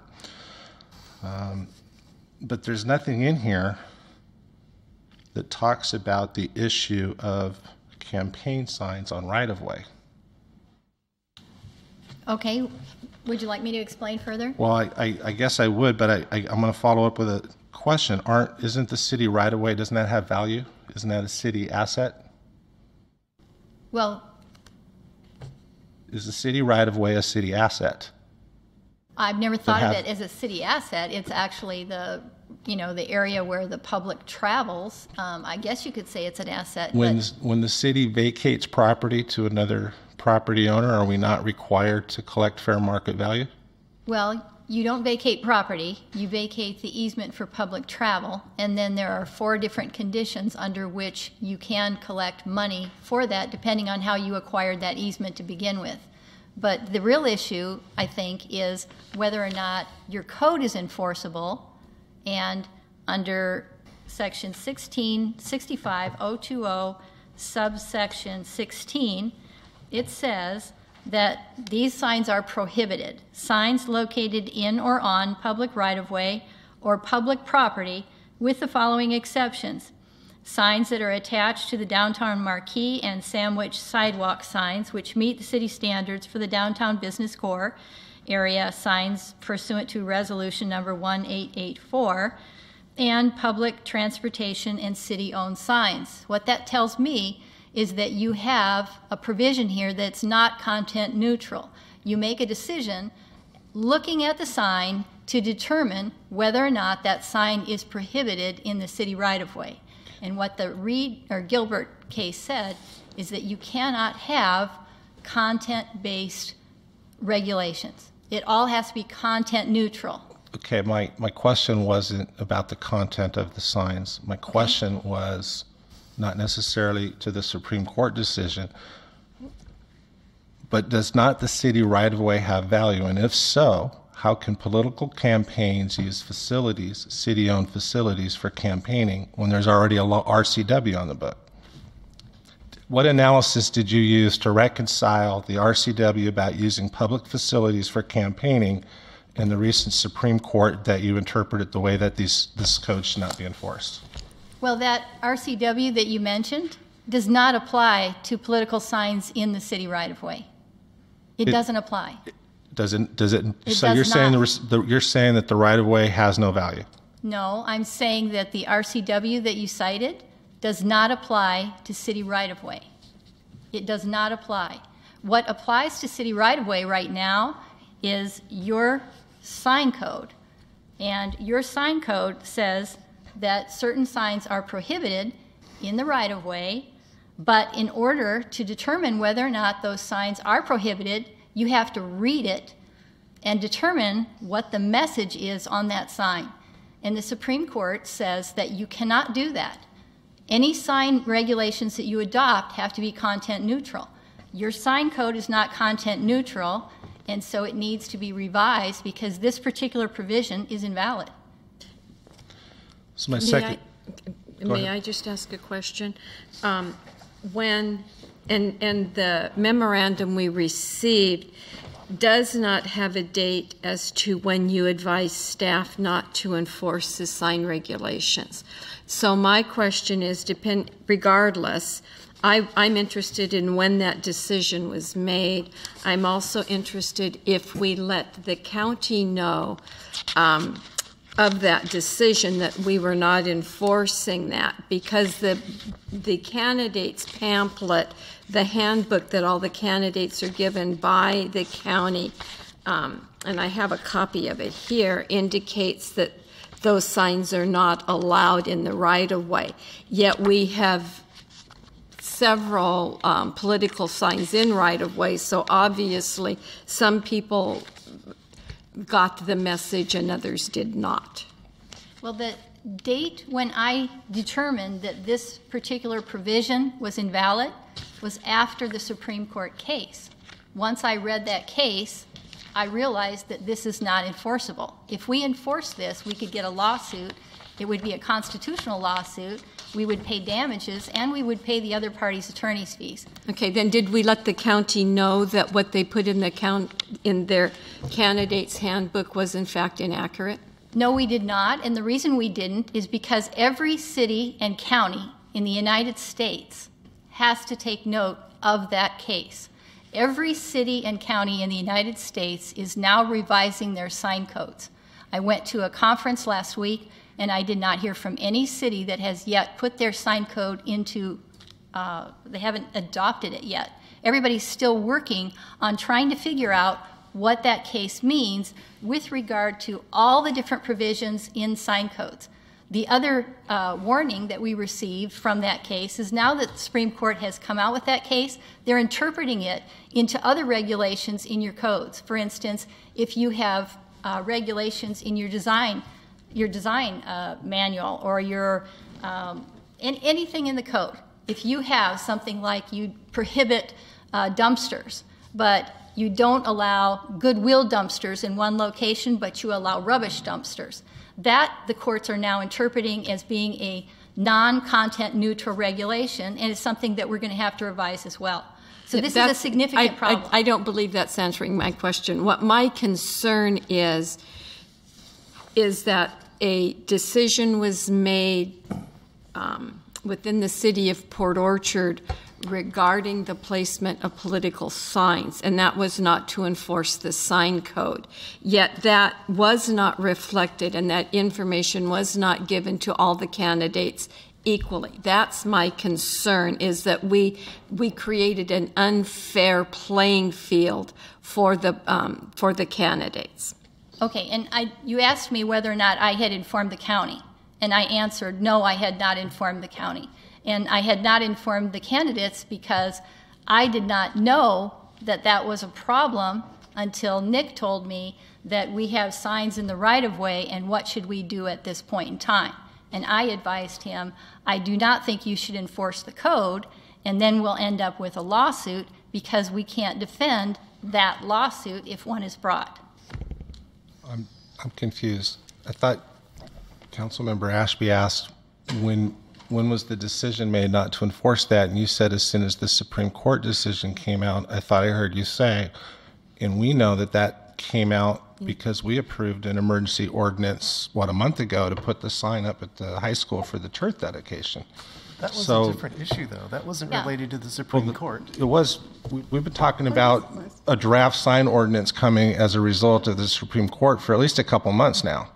And I don't think I ever said that I advised everyone that you can't enforce anything at all in the sign regulation. I'm trying to understand what you just said as far as when you advised staff not to enforce political signs in public right-of-way. Okay.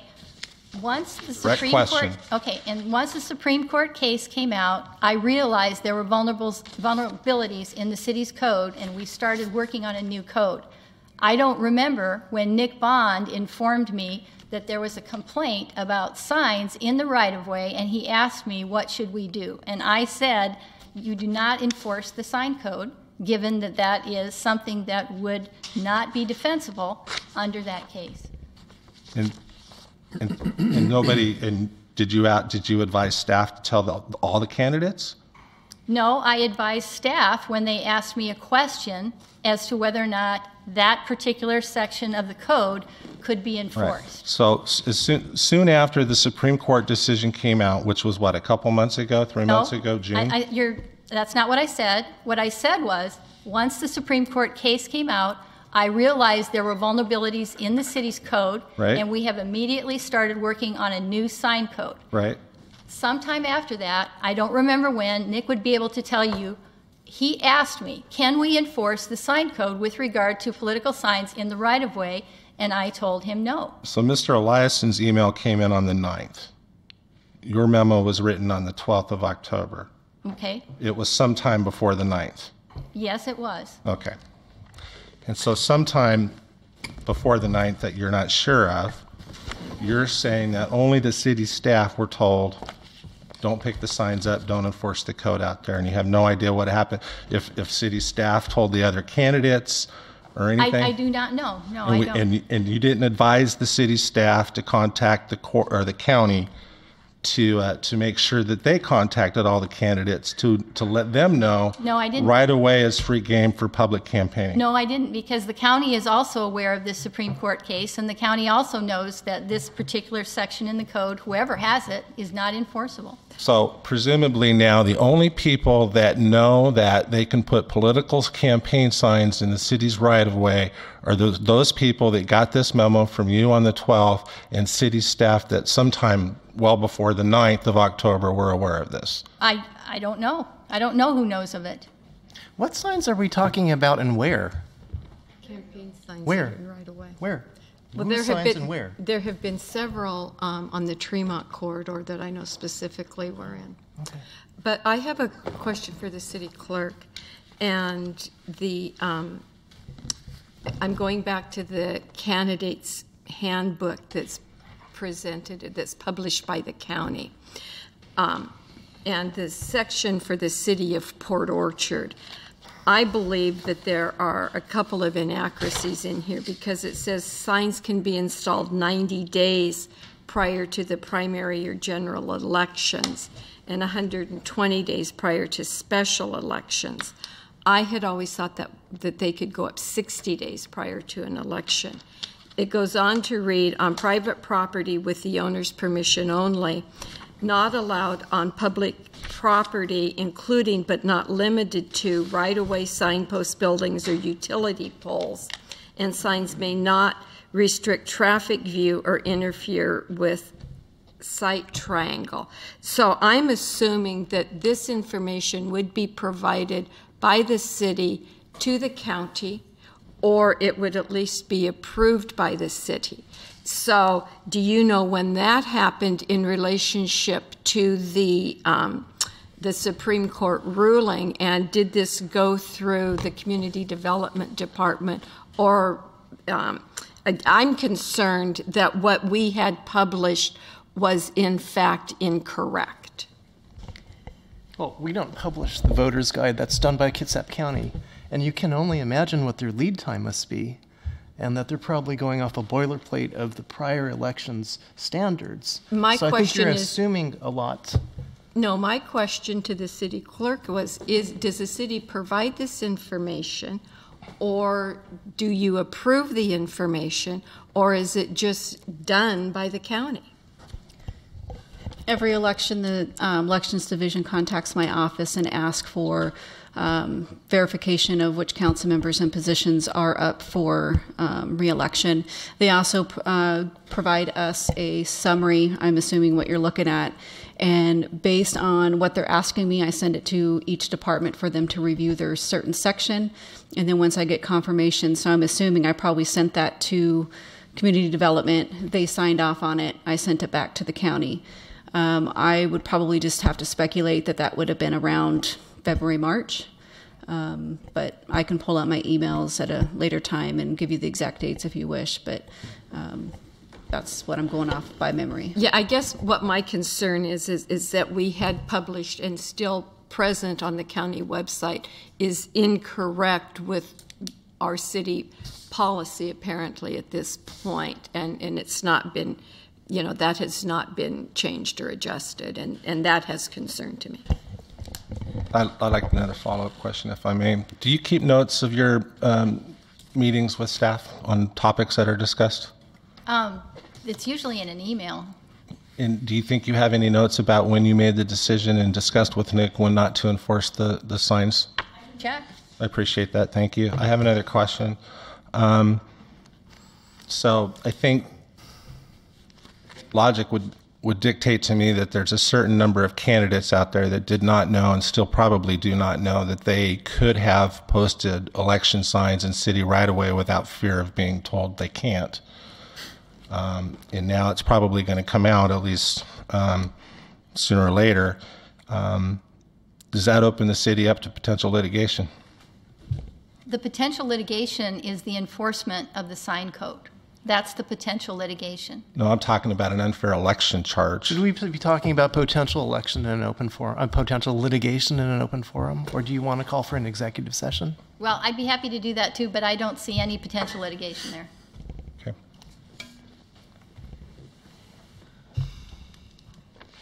Okay. All right.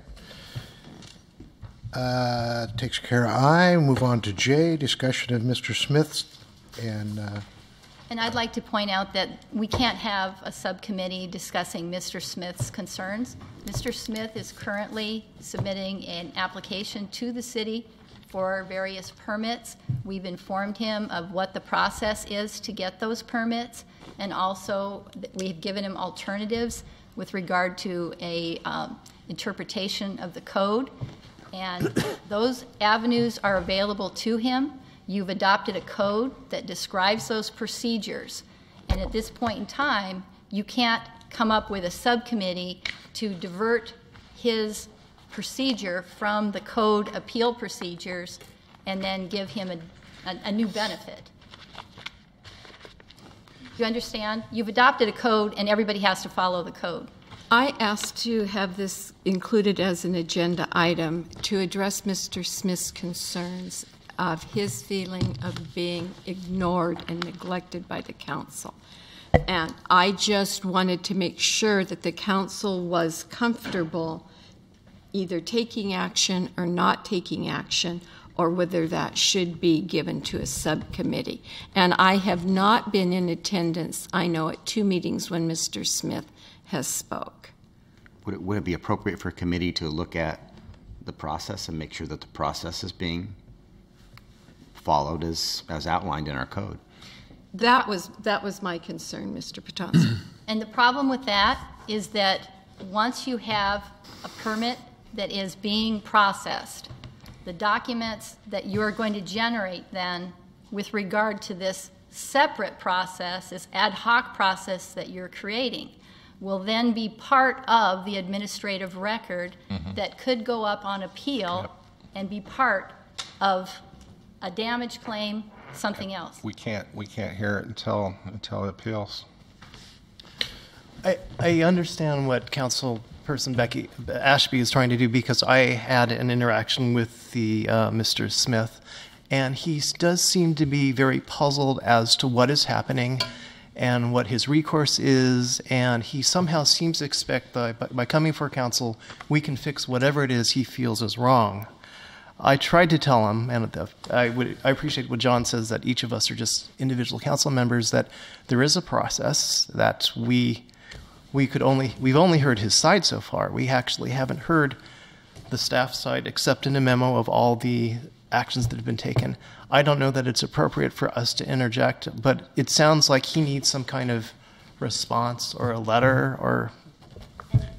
Nick is writing him a letter right now, and that's going out to him. And he has also received other letters that have described alternative processes for him to follow. He has an attorney, and there is a path forward for him. Are we sending them certified mail? Do we know that he's accepting them, or are we? Receiving them. Okay. Can we receive that copy of that letter? Absolutely. You can send copies to all of you if you'd like. Or in particular, the one that's going out supposedly tomorrow. Okay. I don't need everything dating back to the beginning of time on this, but the most current information would be kind helpful. of a summary, yeah. So what else? I would say I consider his comments kind of troubling, to be able to sit up here and not be able to help in some way. I know Jeff has mentioned this in the past. I missed the last couple of meetings because of travel. But, I kind of agree with Rob that maybe, and Beck, that maybe we need to go to the committee not to interfere with the process, but to start considering how we can help people when they come to these meetings. I know Sherry talked about that. And it's not like we want to engage here, but it is, we got to find a way. I mean, it's hard to sit here and hear people's pain like that. Maybe you should have a we're work study. elected by the people, and that we're not helping them. Maybe you'd want to have a work study where you discuss a process. Yeah, maybe that, that's you great. don't have a process right now of how you answer people like that. So. I like that. Well, some cities create an ombudsman who shepherds permits through the process and assists property owners. I actually like that idea, and I had not heard of Mr. Smith's story until he first came here, and whatever brief little snippet of something I heard may or may not be going on, I didn't connect the dots until he came forward, and he certainly presents a personal plea for help. I will say subsequently, from his original first meeting that he came here, had talked to the council, we've received additional information, and I still think that he needs some help. I don't think it's I don't necessarily know if it's our job to help him or not. That's what I'm hung up with now, and I wholeheartedly understand, the city attorney's position about a potential appeal down the road, and it may be premature for council members to be involved directly with his situation, but I most certainly think an ombudsman might be a good solution or something along those lines. So. And I like the idea of a work study where, we can talk through these kinds of processes and these issues for those folks that might need a little extra help running a permit through the process. Would you like us to get it on there as a subject, just a general topic, general idea about an ombudsman, and then we'll go wherever that goes from there? Committees as a whole just seem to be not productive. I'd almost prefer a council committee of three to vet this and make a recommendation, and then bring that recommendation to a work study. I don't think we can though, Rob. I don't think we can do that because he's got a permit in place. No, I'm not referring to that. We're not referring the process. to him. Okay. The process. Just what kind of process you'd want to have, All right. not counting that person at all. Okay, yeah, let's do that. Public property, would that be the appropriate place? So I'd love it. Can we get that on the public property agenda for the process? Oh, I thought finance should do it. Jeff spoke. So then we can do that when as soon as the agenda opens up and we have time to do that for public property. Okay, all right. Thank you. Okay, we're at report of council committees. Mr. Mayor? Yes. If I may, I'd like to go back to 7I. Okay. As one of the political folks who were unaware of this change in our enforcement policy until the email that we received yesterday, it certainly appears that there were a handful of folks who were either ignoring the posted regulation or was aware that there had been a change. And Mr. Mayor, you're one of them that I can ask, when did you become aware of this change to no longer enforce the code, since obviously the staff works for you? I was told, I don't know the date, but when the Supreme Court decision came out, our code was not up to snuff, so to speak. So a couple of months ago you were aware of it? Well, I wouldn't say it was a couple of months ago, Well, maybe a few weeks ago. But the point is, if we're going to call people names and say, I noticed Miss Lucarelli has one right in city property. It's not on the right-of-way, it's in the flower bed. But once again, when did you know about it? I mean, the whole point of this isn't this a witch hunt on your behalf? It's a question. Well, if it's that a question, I asked of you as to, it was pretty clear that I knew that the sign ahead. code, the sign code was problematic because of the Supreme Court decision. Now, how it affected every single sign, I can't tell you when I knew that. So you've known about it for a while. It was certainly since the Supreme Court said that there's a whole lot of things wrong with everybody's sign code. Thank you. Okay, any other comments? Okay, we'll move on to report of the council committees. Mr. Clausen. Just that we have a finance committee scheduled for the 15th at 5:30 here at City Hall. Okay, economic development, Ms. Ashby. Yes, economic development met yesterday, and I will go over the highlights of that meeting. The first thing that we discussed was that the minutes from our September 14th meeting were not accurate, in my opinion, with the meeting discussion. We agreed to review the meeting video for clarification of the minutes, but that video is not the video is not available for that meeting. As a result of that, I requested that the minutes from the meeting be removed from the city's website because I believe they are inaccurate.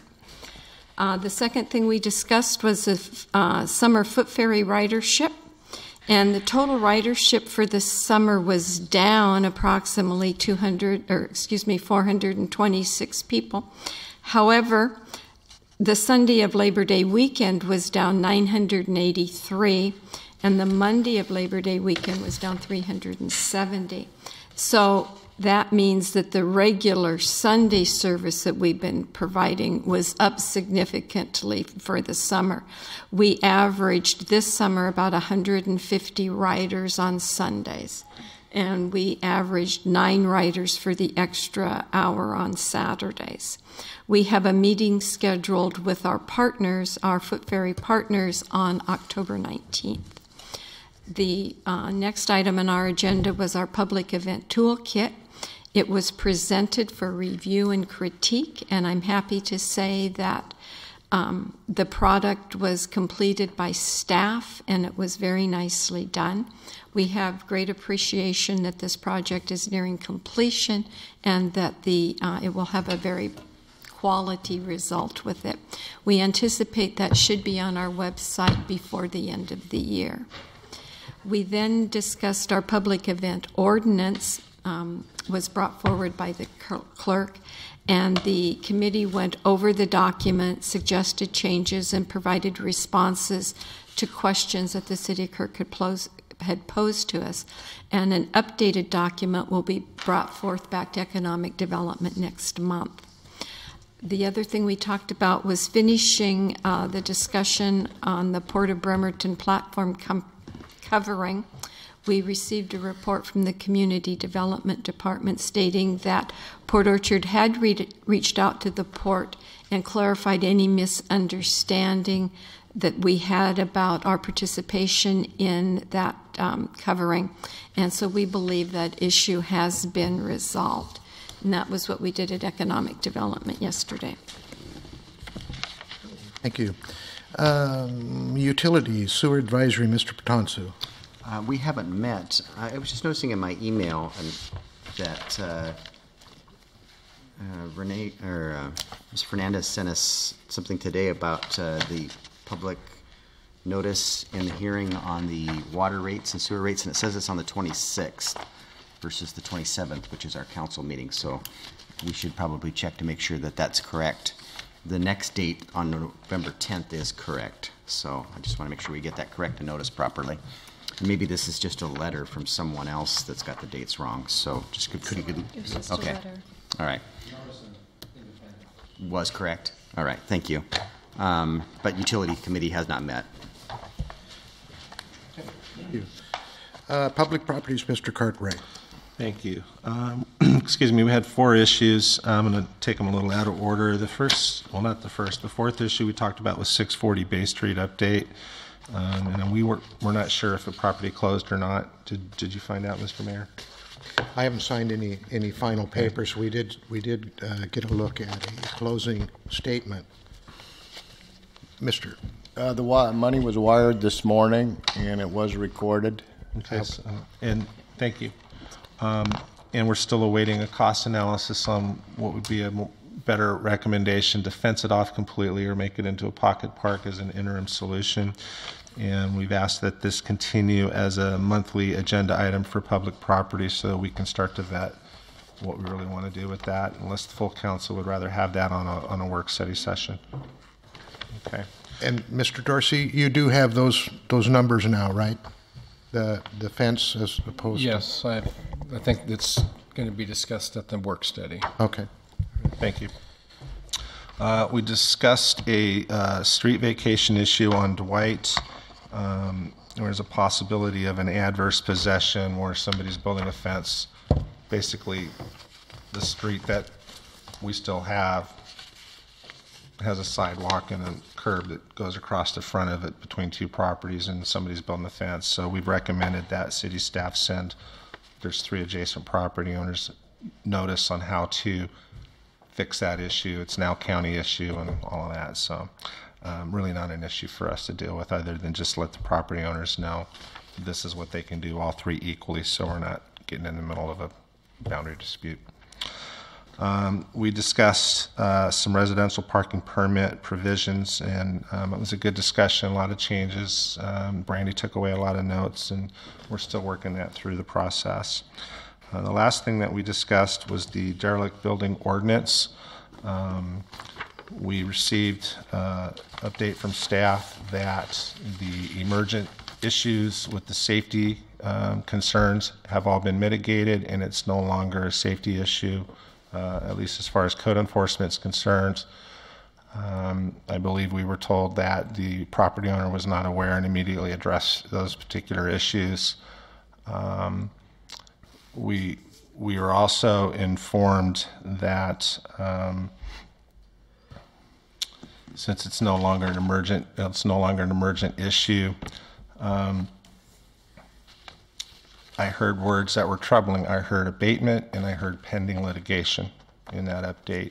And those 2 words together, abatement and litigation, raised concerns for me. So I'm going to put a motion on the floor that the ordinance for derelict building code be brought through public property vetted through that process prior to it coming out to full council or work study session. I would second that motion. Okay, we have a motion and a second to send the, would you repeat that again, please? My motion is to have the derelict building ordinance vetted through the public property subcommittee prior to it being moved either to work study or full council. Okay. We have a motion and a second. Discussion. Councilman? Seeing none, we have a motion on the floor to have the public properties be apprised of what the derelict building ordinance. That's not the motion. That's not the motion, Mr. Mayor. Okay, read it again for me, please. Did the clerk read it back? Okay, so I believe the motion by Councilmember Cartwright and second by Councilmember Ashby is to have the ordinance regarding the derelict building be brought and vetted to the public property and to go through that process prior to bringing it back to the council, either at a council meeting or a work study session. Close. It's to be vetted and worked through the public property before it ever comes through city council or through the work study or full council. Okay. All right, we have that motion on the floor. All those in favor say aye. Aye. Opposed? Nay. The motion carries. Okay. And that was our last issue, Mr. Mayor. Lodging Tax Advisory Committee, Mr. Chang. The committee met 3 times last week, Monday, Tuesday, and Friday. We heard from 12 different applicants for about 19 different projects. The projects were asking for nearly $200,000, but we only have projected about $84,000. So there was much discussion. The committee did come up with recommendations, and they will go before council, I believe, at the next work study. The city clerk is working on the minutes right now. May I ask a question? I know it was our April or May meeting here, we had discussion on the LTAC contract for last year, and council made a motion at that time that we not approve or move forward with LTAC awards this year until the contract is in place. Do you know the status of the contract? I do not. That is not something the committee spoke about in our deliberations or meetings last week. Correct. So the first meeting that we met, I believe, was in August. We had a lengthy conversation regarding the lodging tax contract, and we went item by item. I brought those comments to the city attorney. I brought them, trying to think. I had a conversation with the city attorney, so she's still working on the draft language. I did provide an update to the committee via email on our conversation, indicating that we're working through the process, and we hope to have it here hopefully in the next week or so. The contract is going to be done by the end of the day tomorrow. Prior to the work study session was the goal. So. Okay, thank you. The only other thing that I would report that the committee was, of course, very concerned about the relatively lower amount of money that they felt that the nonprofits needed. So because of that, they did not actually recommend that we have a reserve. And part of this is they understood that there would be a, I guess, carryover for the unused portion of the funds for this year that they felt could cushion the projected funds for next year. So one of the annual suggestions is that they not allocate 100% but 90%. In this case, the committee voted to or is recommending 100% allocation of the monies. Okay. All right, thank you. Festival Chimes and Lights, Ms. Lucarelli. We've made a great deal of progress on the festival. Again, it's December 5th, 11 a.m. to 7:30 p.m. Brandy, thank you so much for putting forth that public event application, which was voted in tonight. We've moved forward on the flyers that we're going to be inserting into the utility billing, and those have been ordered. We're working on the schedule. We have lots of musicians, the dance gallery, lots of people on board, including a tremendous number of nonprofits and volunteers. So we're working very hard and making a lot of progress on this. Thank you. Okay. We have a scheduled work study session for October 20th. We also have a town hall meeting scheduled for October 15th in these chambers at 6:30. And any other reports? The Kitsap Economic Development Alliance Decision Makers 2 afternoon luncheon is the 22nd of October. Oh. And when I last talked to John, I thought they were coming to Port Orchard, but I've been gone, so I haven't been able to firm that up where we're meeting. Do you know, Tim, where we're going on that? No, I don't. Okay. I don't know. Well, we'll find out and let everybody know. And I have reports. The Kitsap Regional Coordinating Council meeting on October 6th. We had discussion items included the 2016 dues, and we received updates from our subcommittees, TransTac, Transpol, and the planning directors. What I really want to bring to everyone's attention for KRCC is I'm hoping you will all accept the invitation to attend the Kitsap Regional Coordinating Council's legislative reception on November 12th. It's at the Clearwater Convention Center, Resort, whatever that facility is. The reception begins at 6, and this is an excellent opportunity to meet council members from all of the KRCC jurisdictions. All council members from all jurisdictions are invited, so we're hoping to have a nice turnout. So you can meet your peers at the other cities, as well as meet with the legislative contingents from the 23rd, 26th, and 35th districts.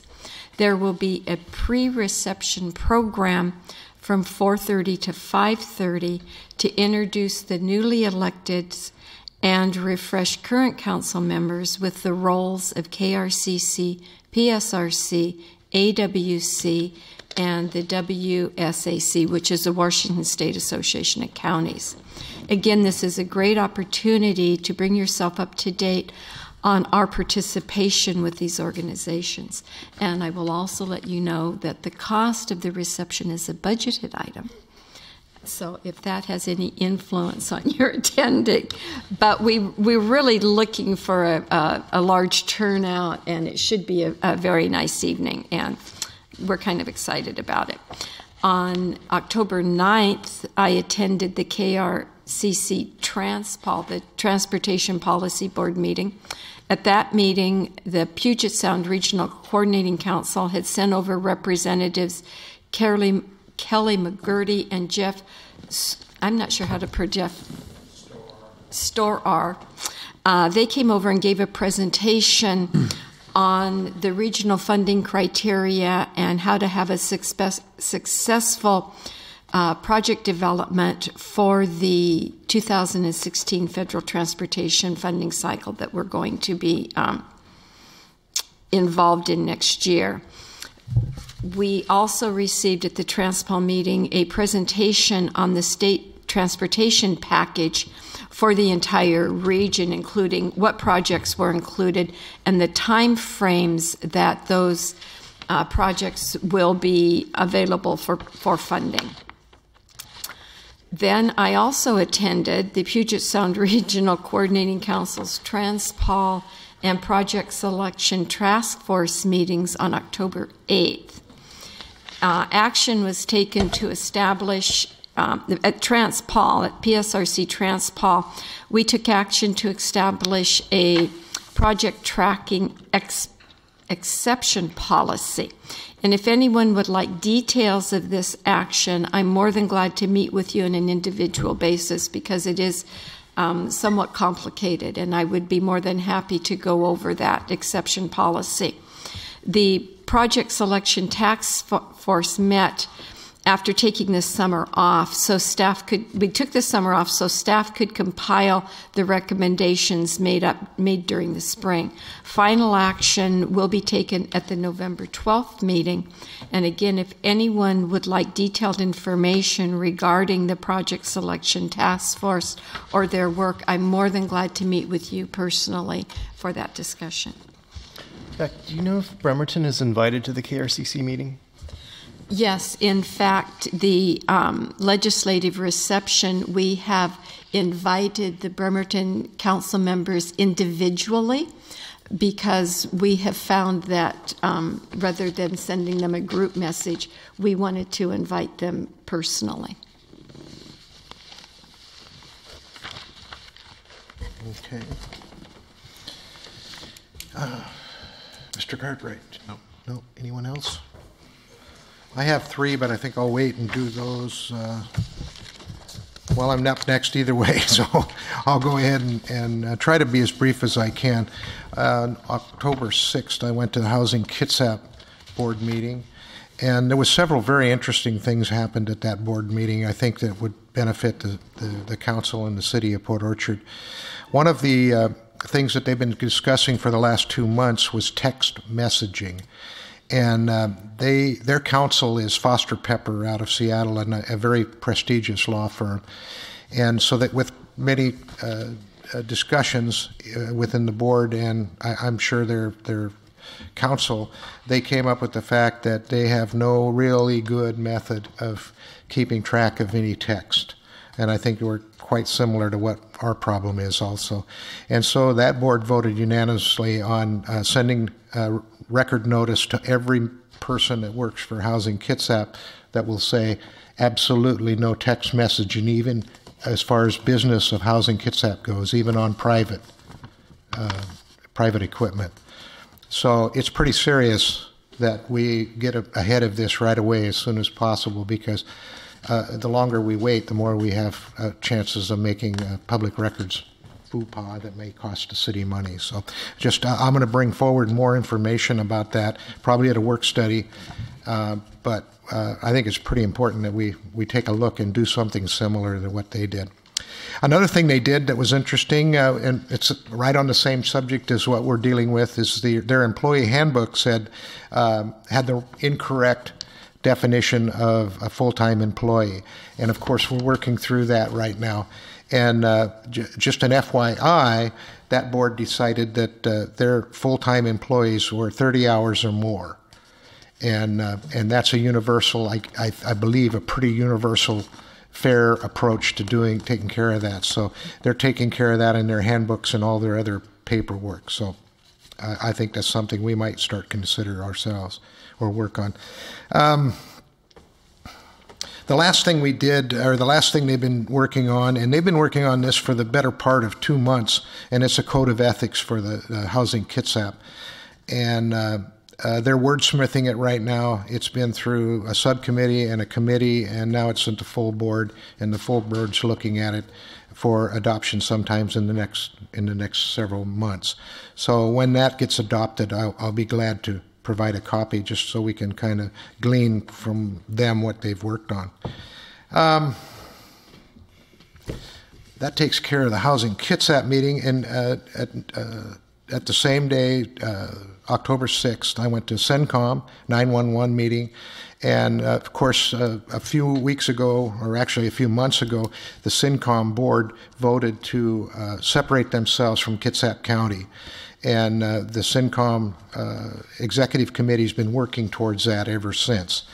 And they're still working on that. They're working with the county and trying to make the transition as smooth as possible. As you can imagine, though, it's not that smooth because they have employees that they'll be shifting from under the umbrella of the county to an individual standalone CENTCOM board. So they're working on it. I don't have all the answers. They don't have all the answers, but I will, as soon as they come up with the answers that they're going to bring forward, I'll get them to you so you can you can weigh in on them. Let's see. Yeah, so because when they do have all the answers and they do have it put together, they'll be sending an interlocal agreement or a proposed interlocal agreement to all the different jurisdictions, and we'll be included in that. So let's see. And of course, a draft ILA will come along with that process, but I'll keep you informed. And the last thing I attended on that day was Kitsap Health Board. And the Kitsap Health Board decided that they wanted to take a cautious approach on vaping and vaping products, and they're going to do the full-blown workshop on their ideas. So I'll keep you informed on what they present at the workshop. Then they're going to have a public meeting, and they're going to take public testimony on that. So this is not going to be an easy, smooth, quick process. Hopefully it'll be a smooth process, but they're looking for a special meeting for the public to weigh in on their ideas of restricting vaping products. I was kind of in support of them restricting them the same as cigarettes. However, they decided that they had a better option, which wouldn't be quite as the same as cigarettes. So anyway, they're working on that, and as at that public workshop and the special meeting they have, I'll try to get information to you, probably by email, about what goes on at those meetings.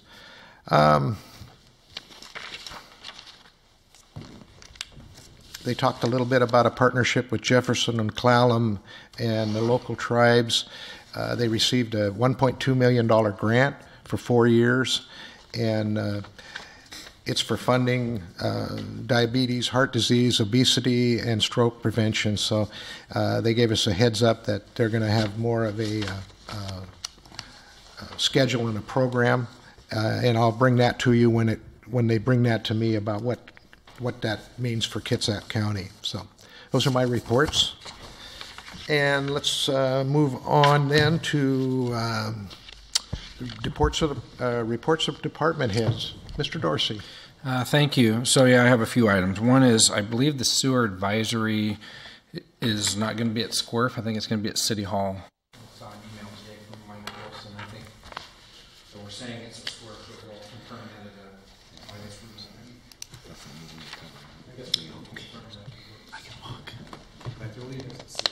Okay.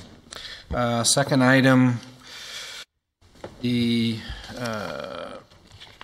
pedestrian pathway segment 4, the concrete abutments have been poured, and the bridge itself, I believe, is due in next week for placement, and the pathway itself is already prepped for paving. So that project is supposed to wrap up at the end of October. I think that might go into the first week in November, but in general, it's moving along very quickly.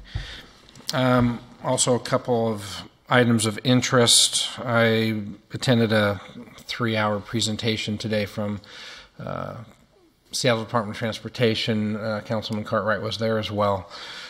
Basically, it's prepping for the Cascade Rising event, which is June 7th through June 10th. It's going to be a 3-day earthquake drill like we had a few years ago. But obviously it's looking at a more significant event. I believe the federal government will be involved this time, and along with obviously the state and all the emergency operations centers. Ancillary conversation that occurred. I've been working with DEM on finding an alternative EOC. We looked at the shop, and it looks like possibly Furcrest, because they already will have a EOC. They're in a safe environment. The issue with this building being in the EOC is it's a liquefaction zone, and getting to downtown, I mean, my office will be waterfront, so it's really not the best place for an EOC. So I think if we can change the EOC to the Furcrest station, because they're already a tactical facility. So as we move towards that, obviously that isn't going to be my decision, but we're looking at that as at least an option. And then I also had another meeting today with the Department of Transportation. I think they received $3.1 million. Originally, it was $1.7 million to study SR-16 to Purdy.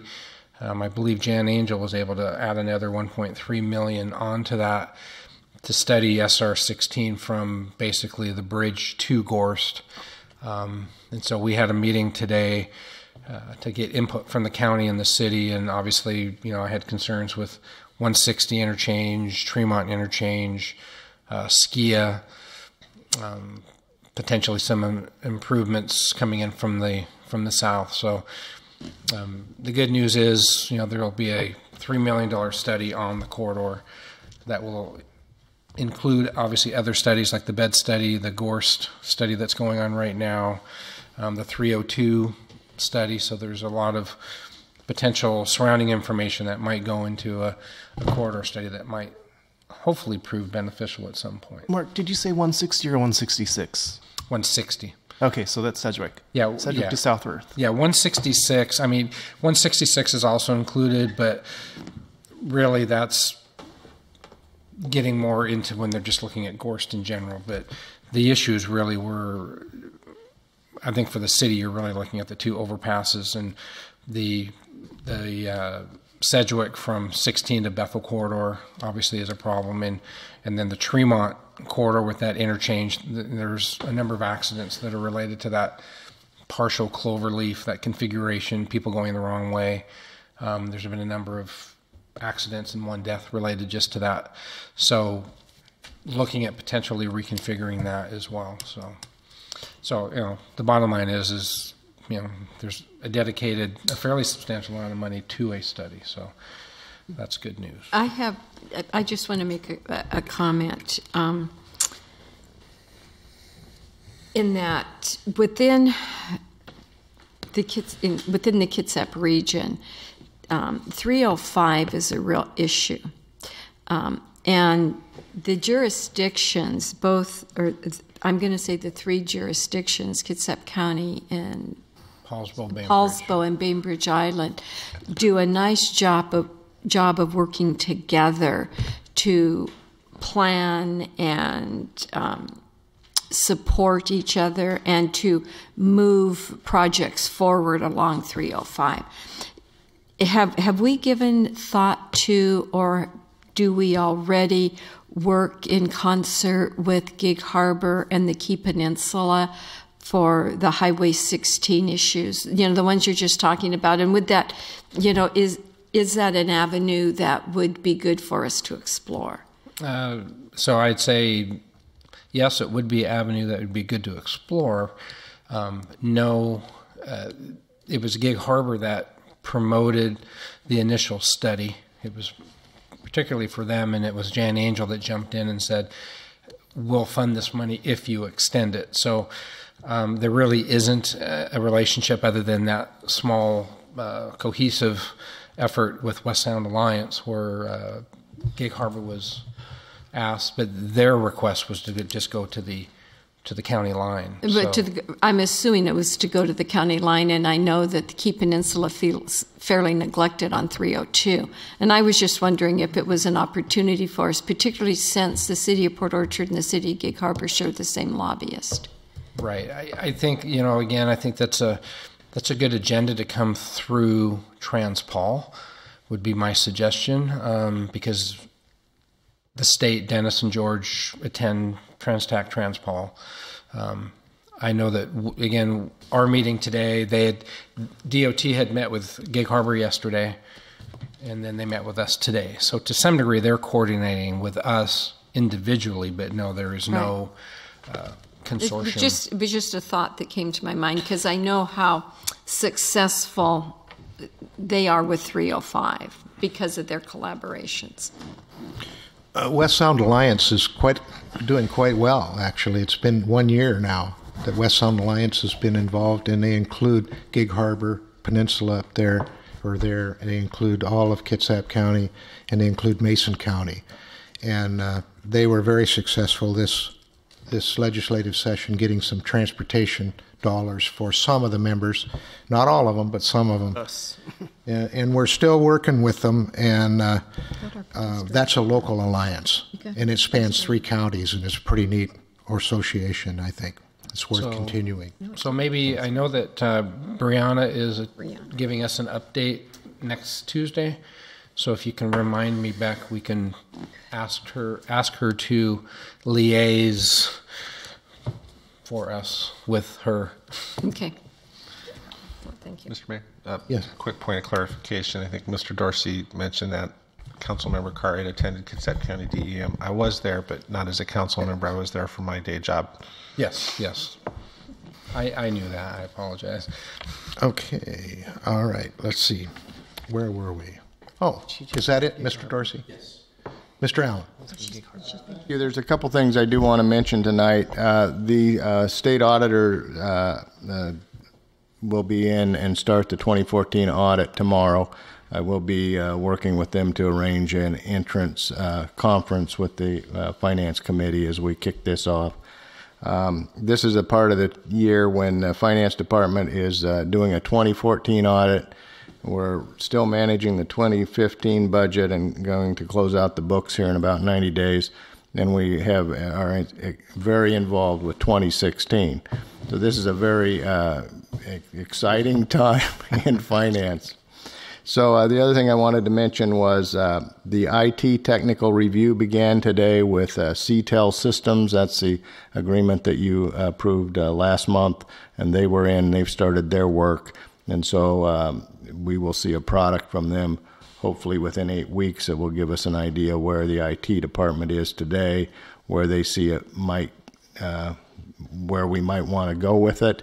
They asked me today a good question, I think, from a finance point of view. They said, are you operating on a calendar budget or are you in a biennial budget? Because I said if there was anything that they wanted to improvements over several years, they wanted to budget it over time so that there were some logical steps. So I felt good that they were looking that far ahead and in that kind of detail.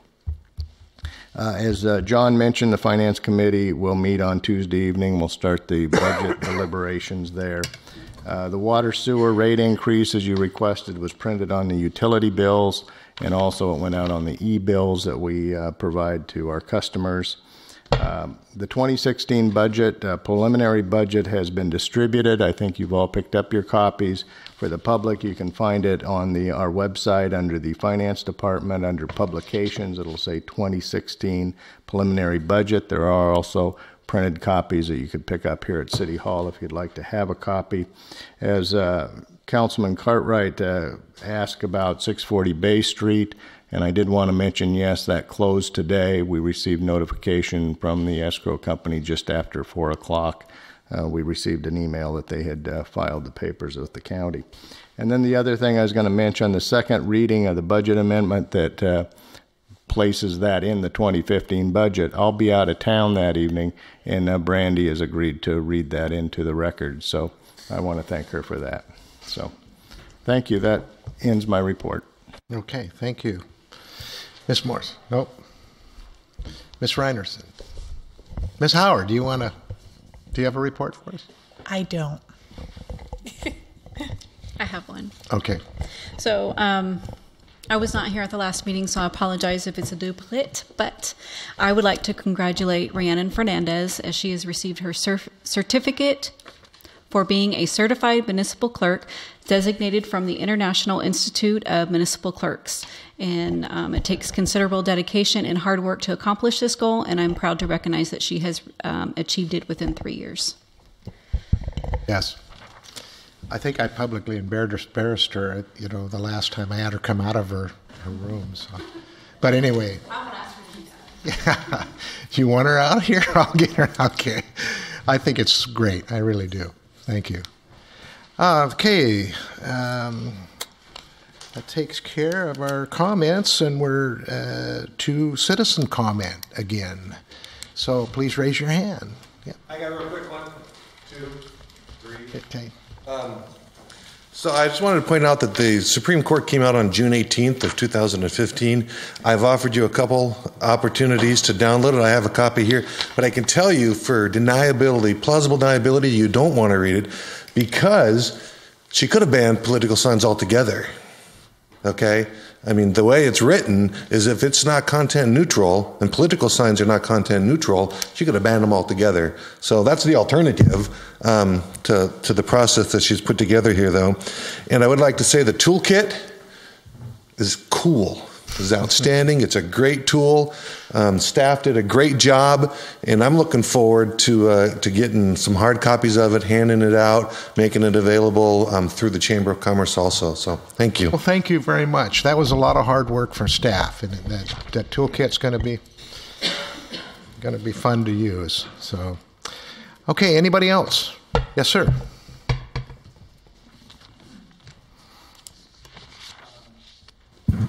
Nick Whittleton.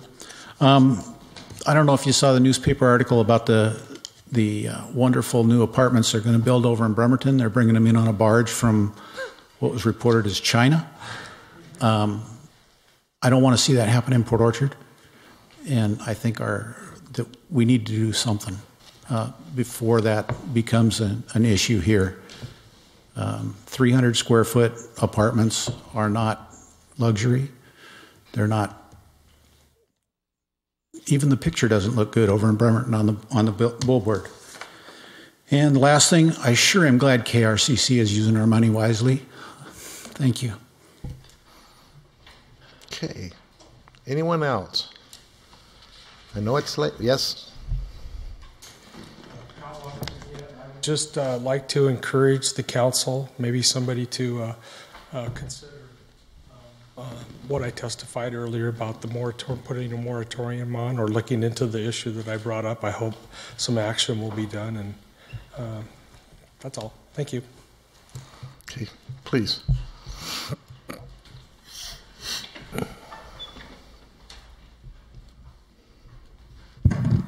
Jerry Harmon, I don't know much about it, but I think 5 marijuana establishments in our city is enough. If we're only allowed 10 for the county and we have 5, we've got our share. So think about it and get something going on it. Anyone else? All right then. If I don't hear any objections from the council, we stand adjourned.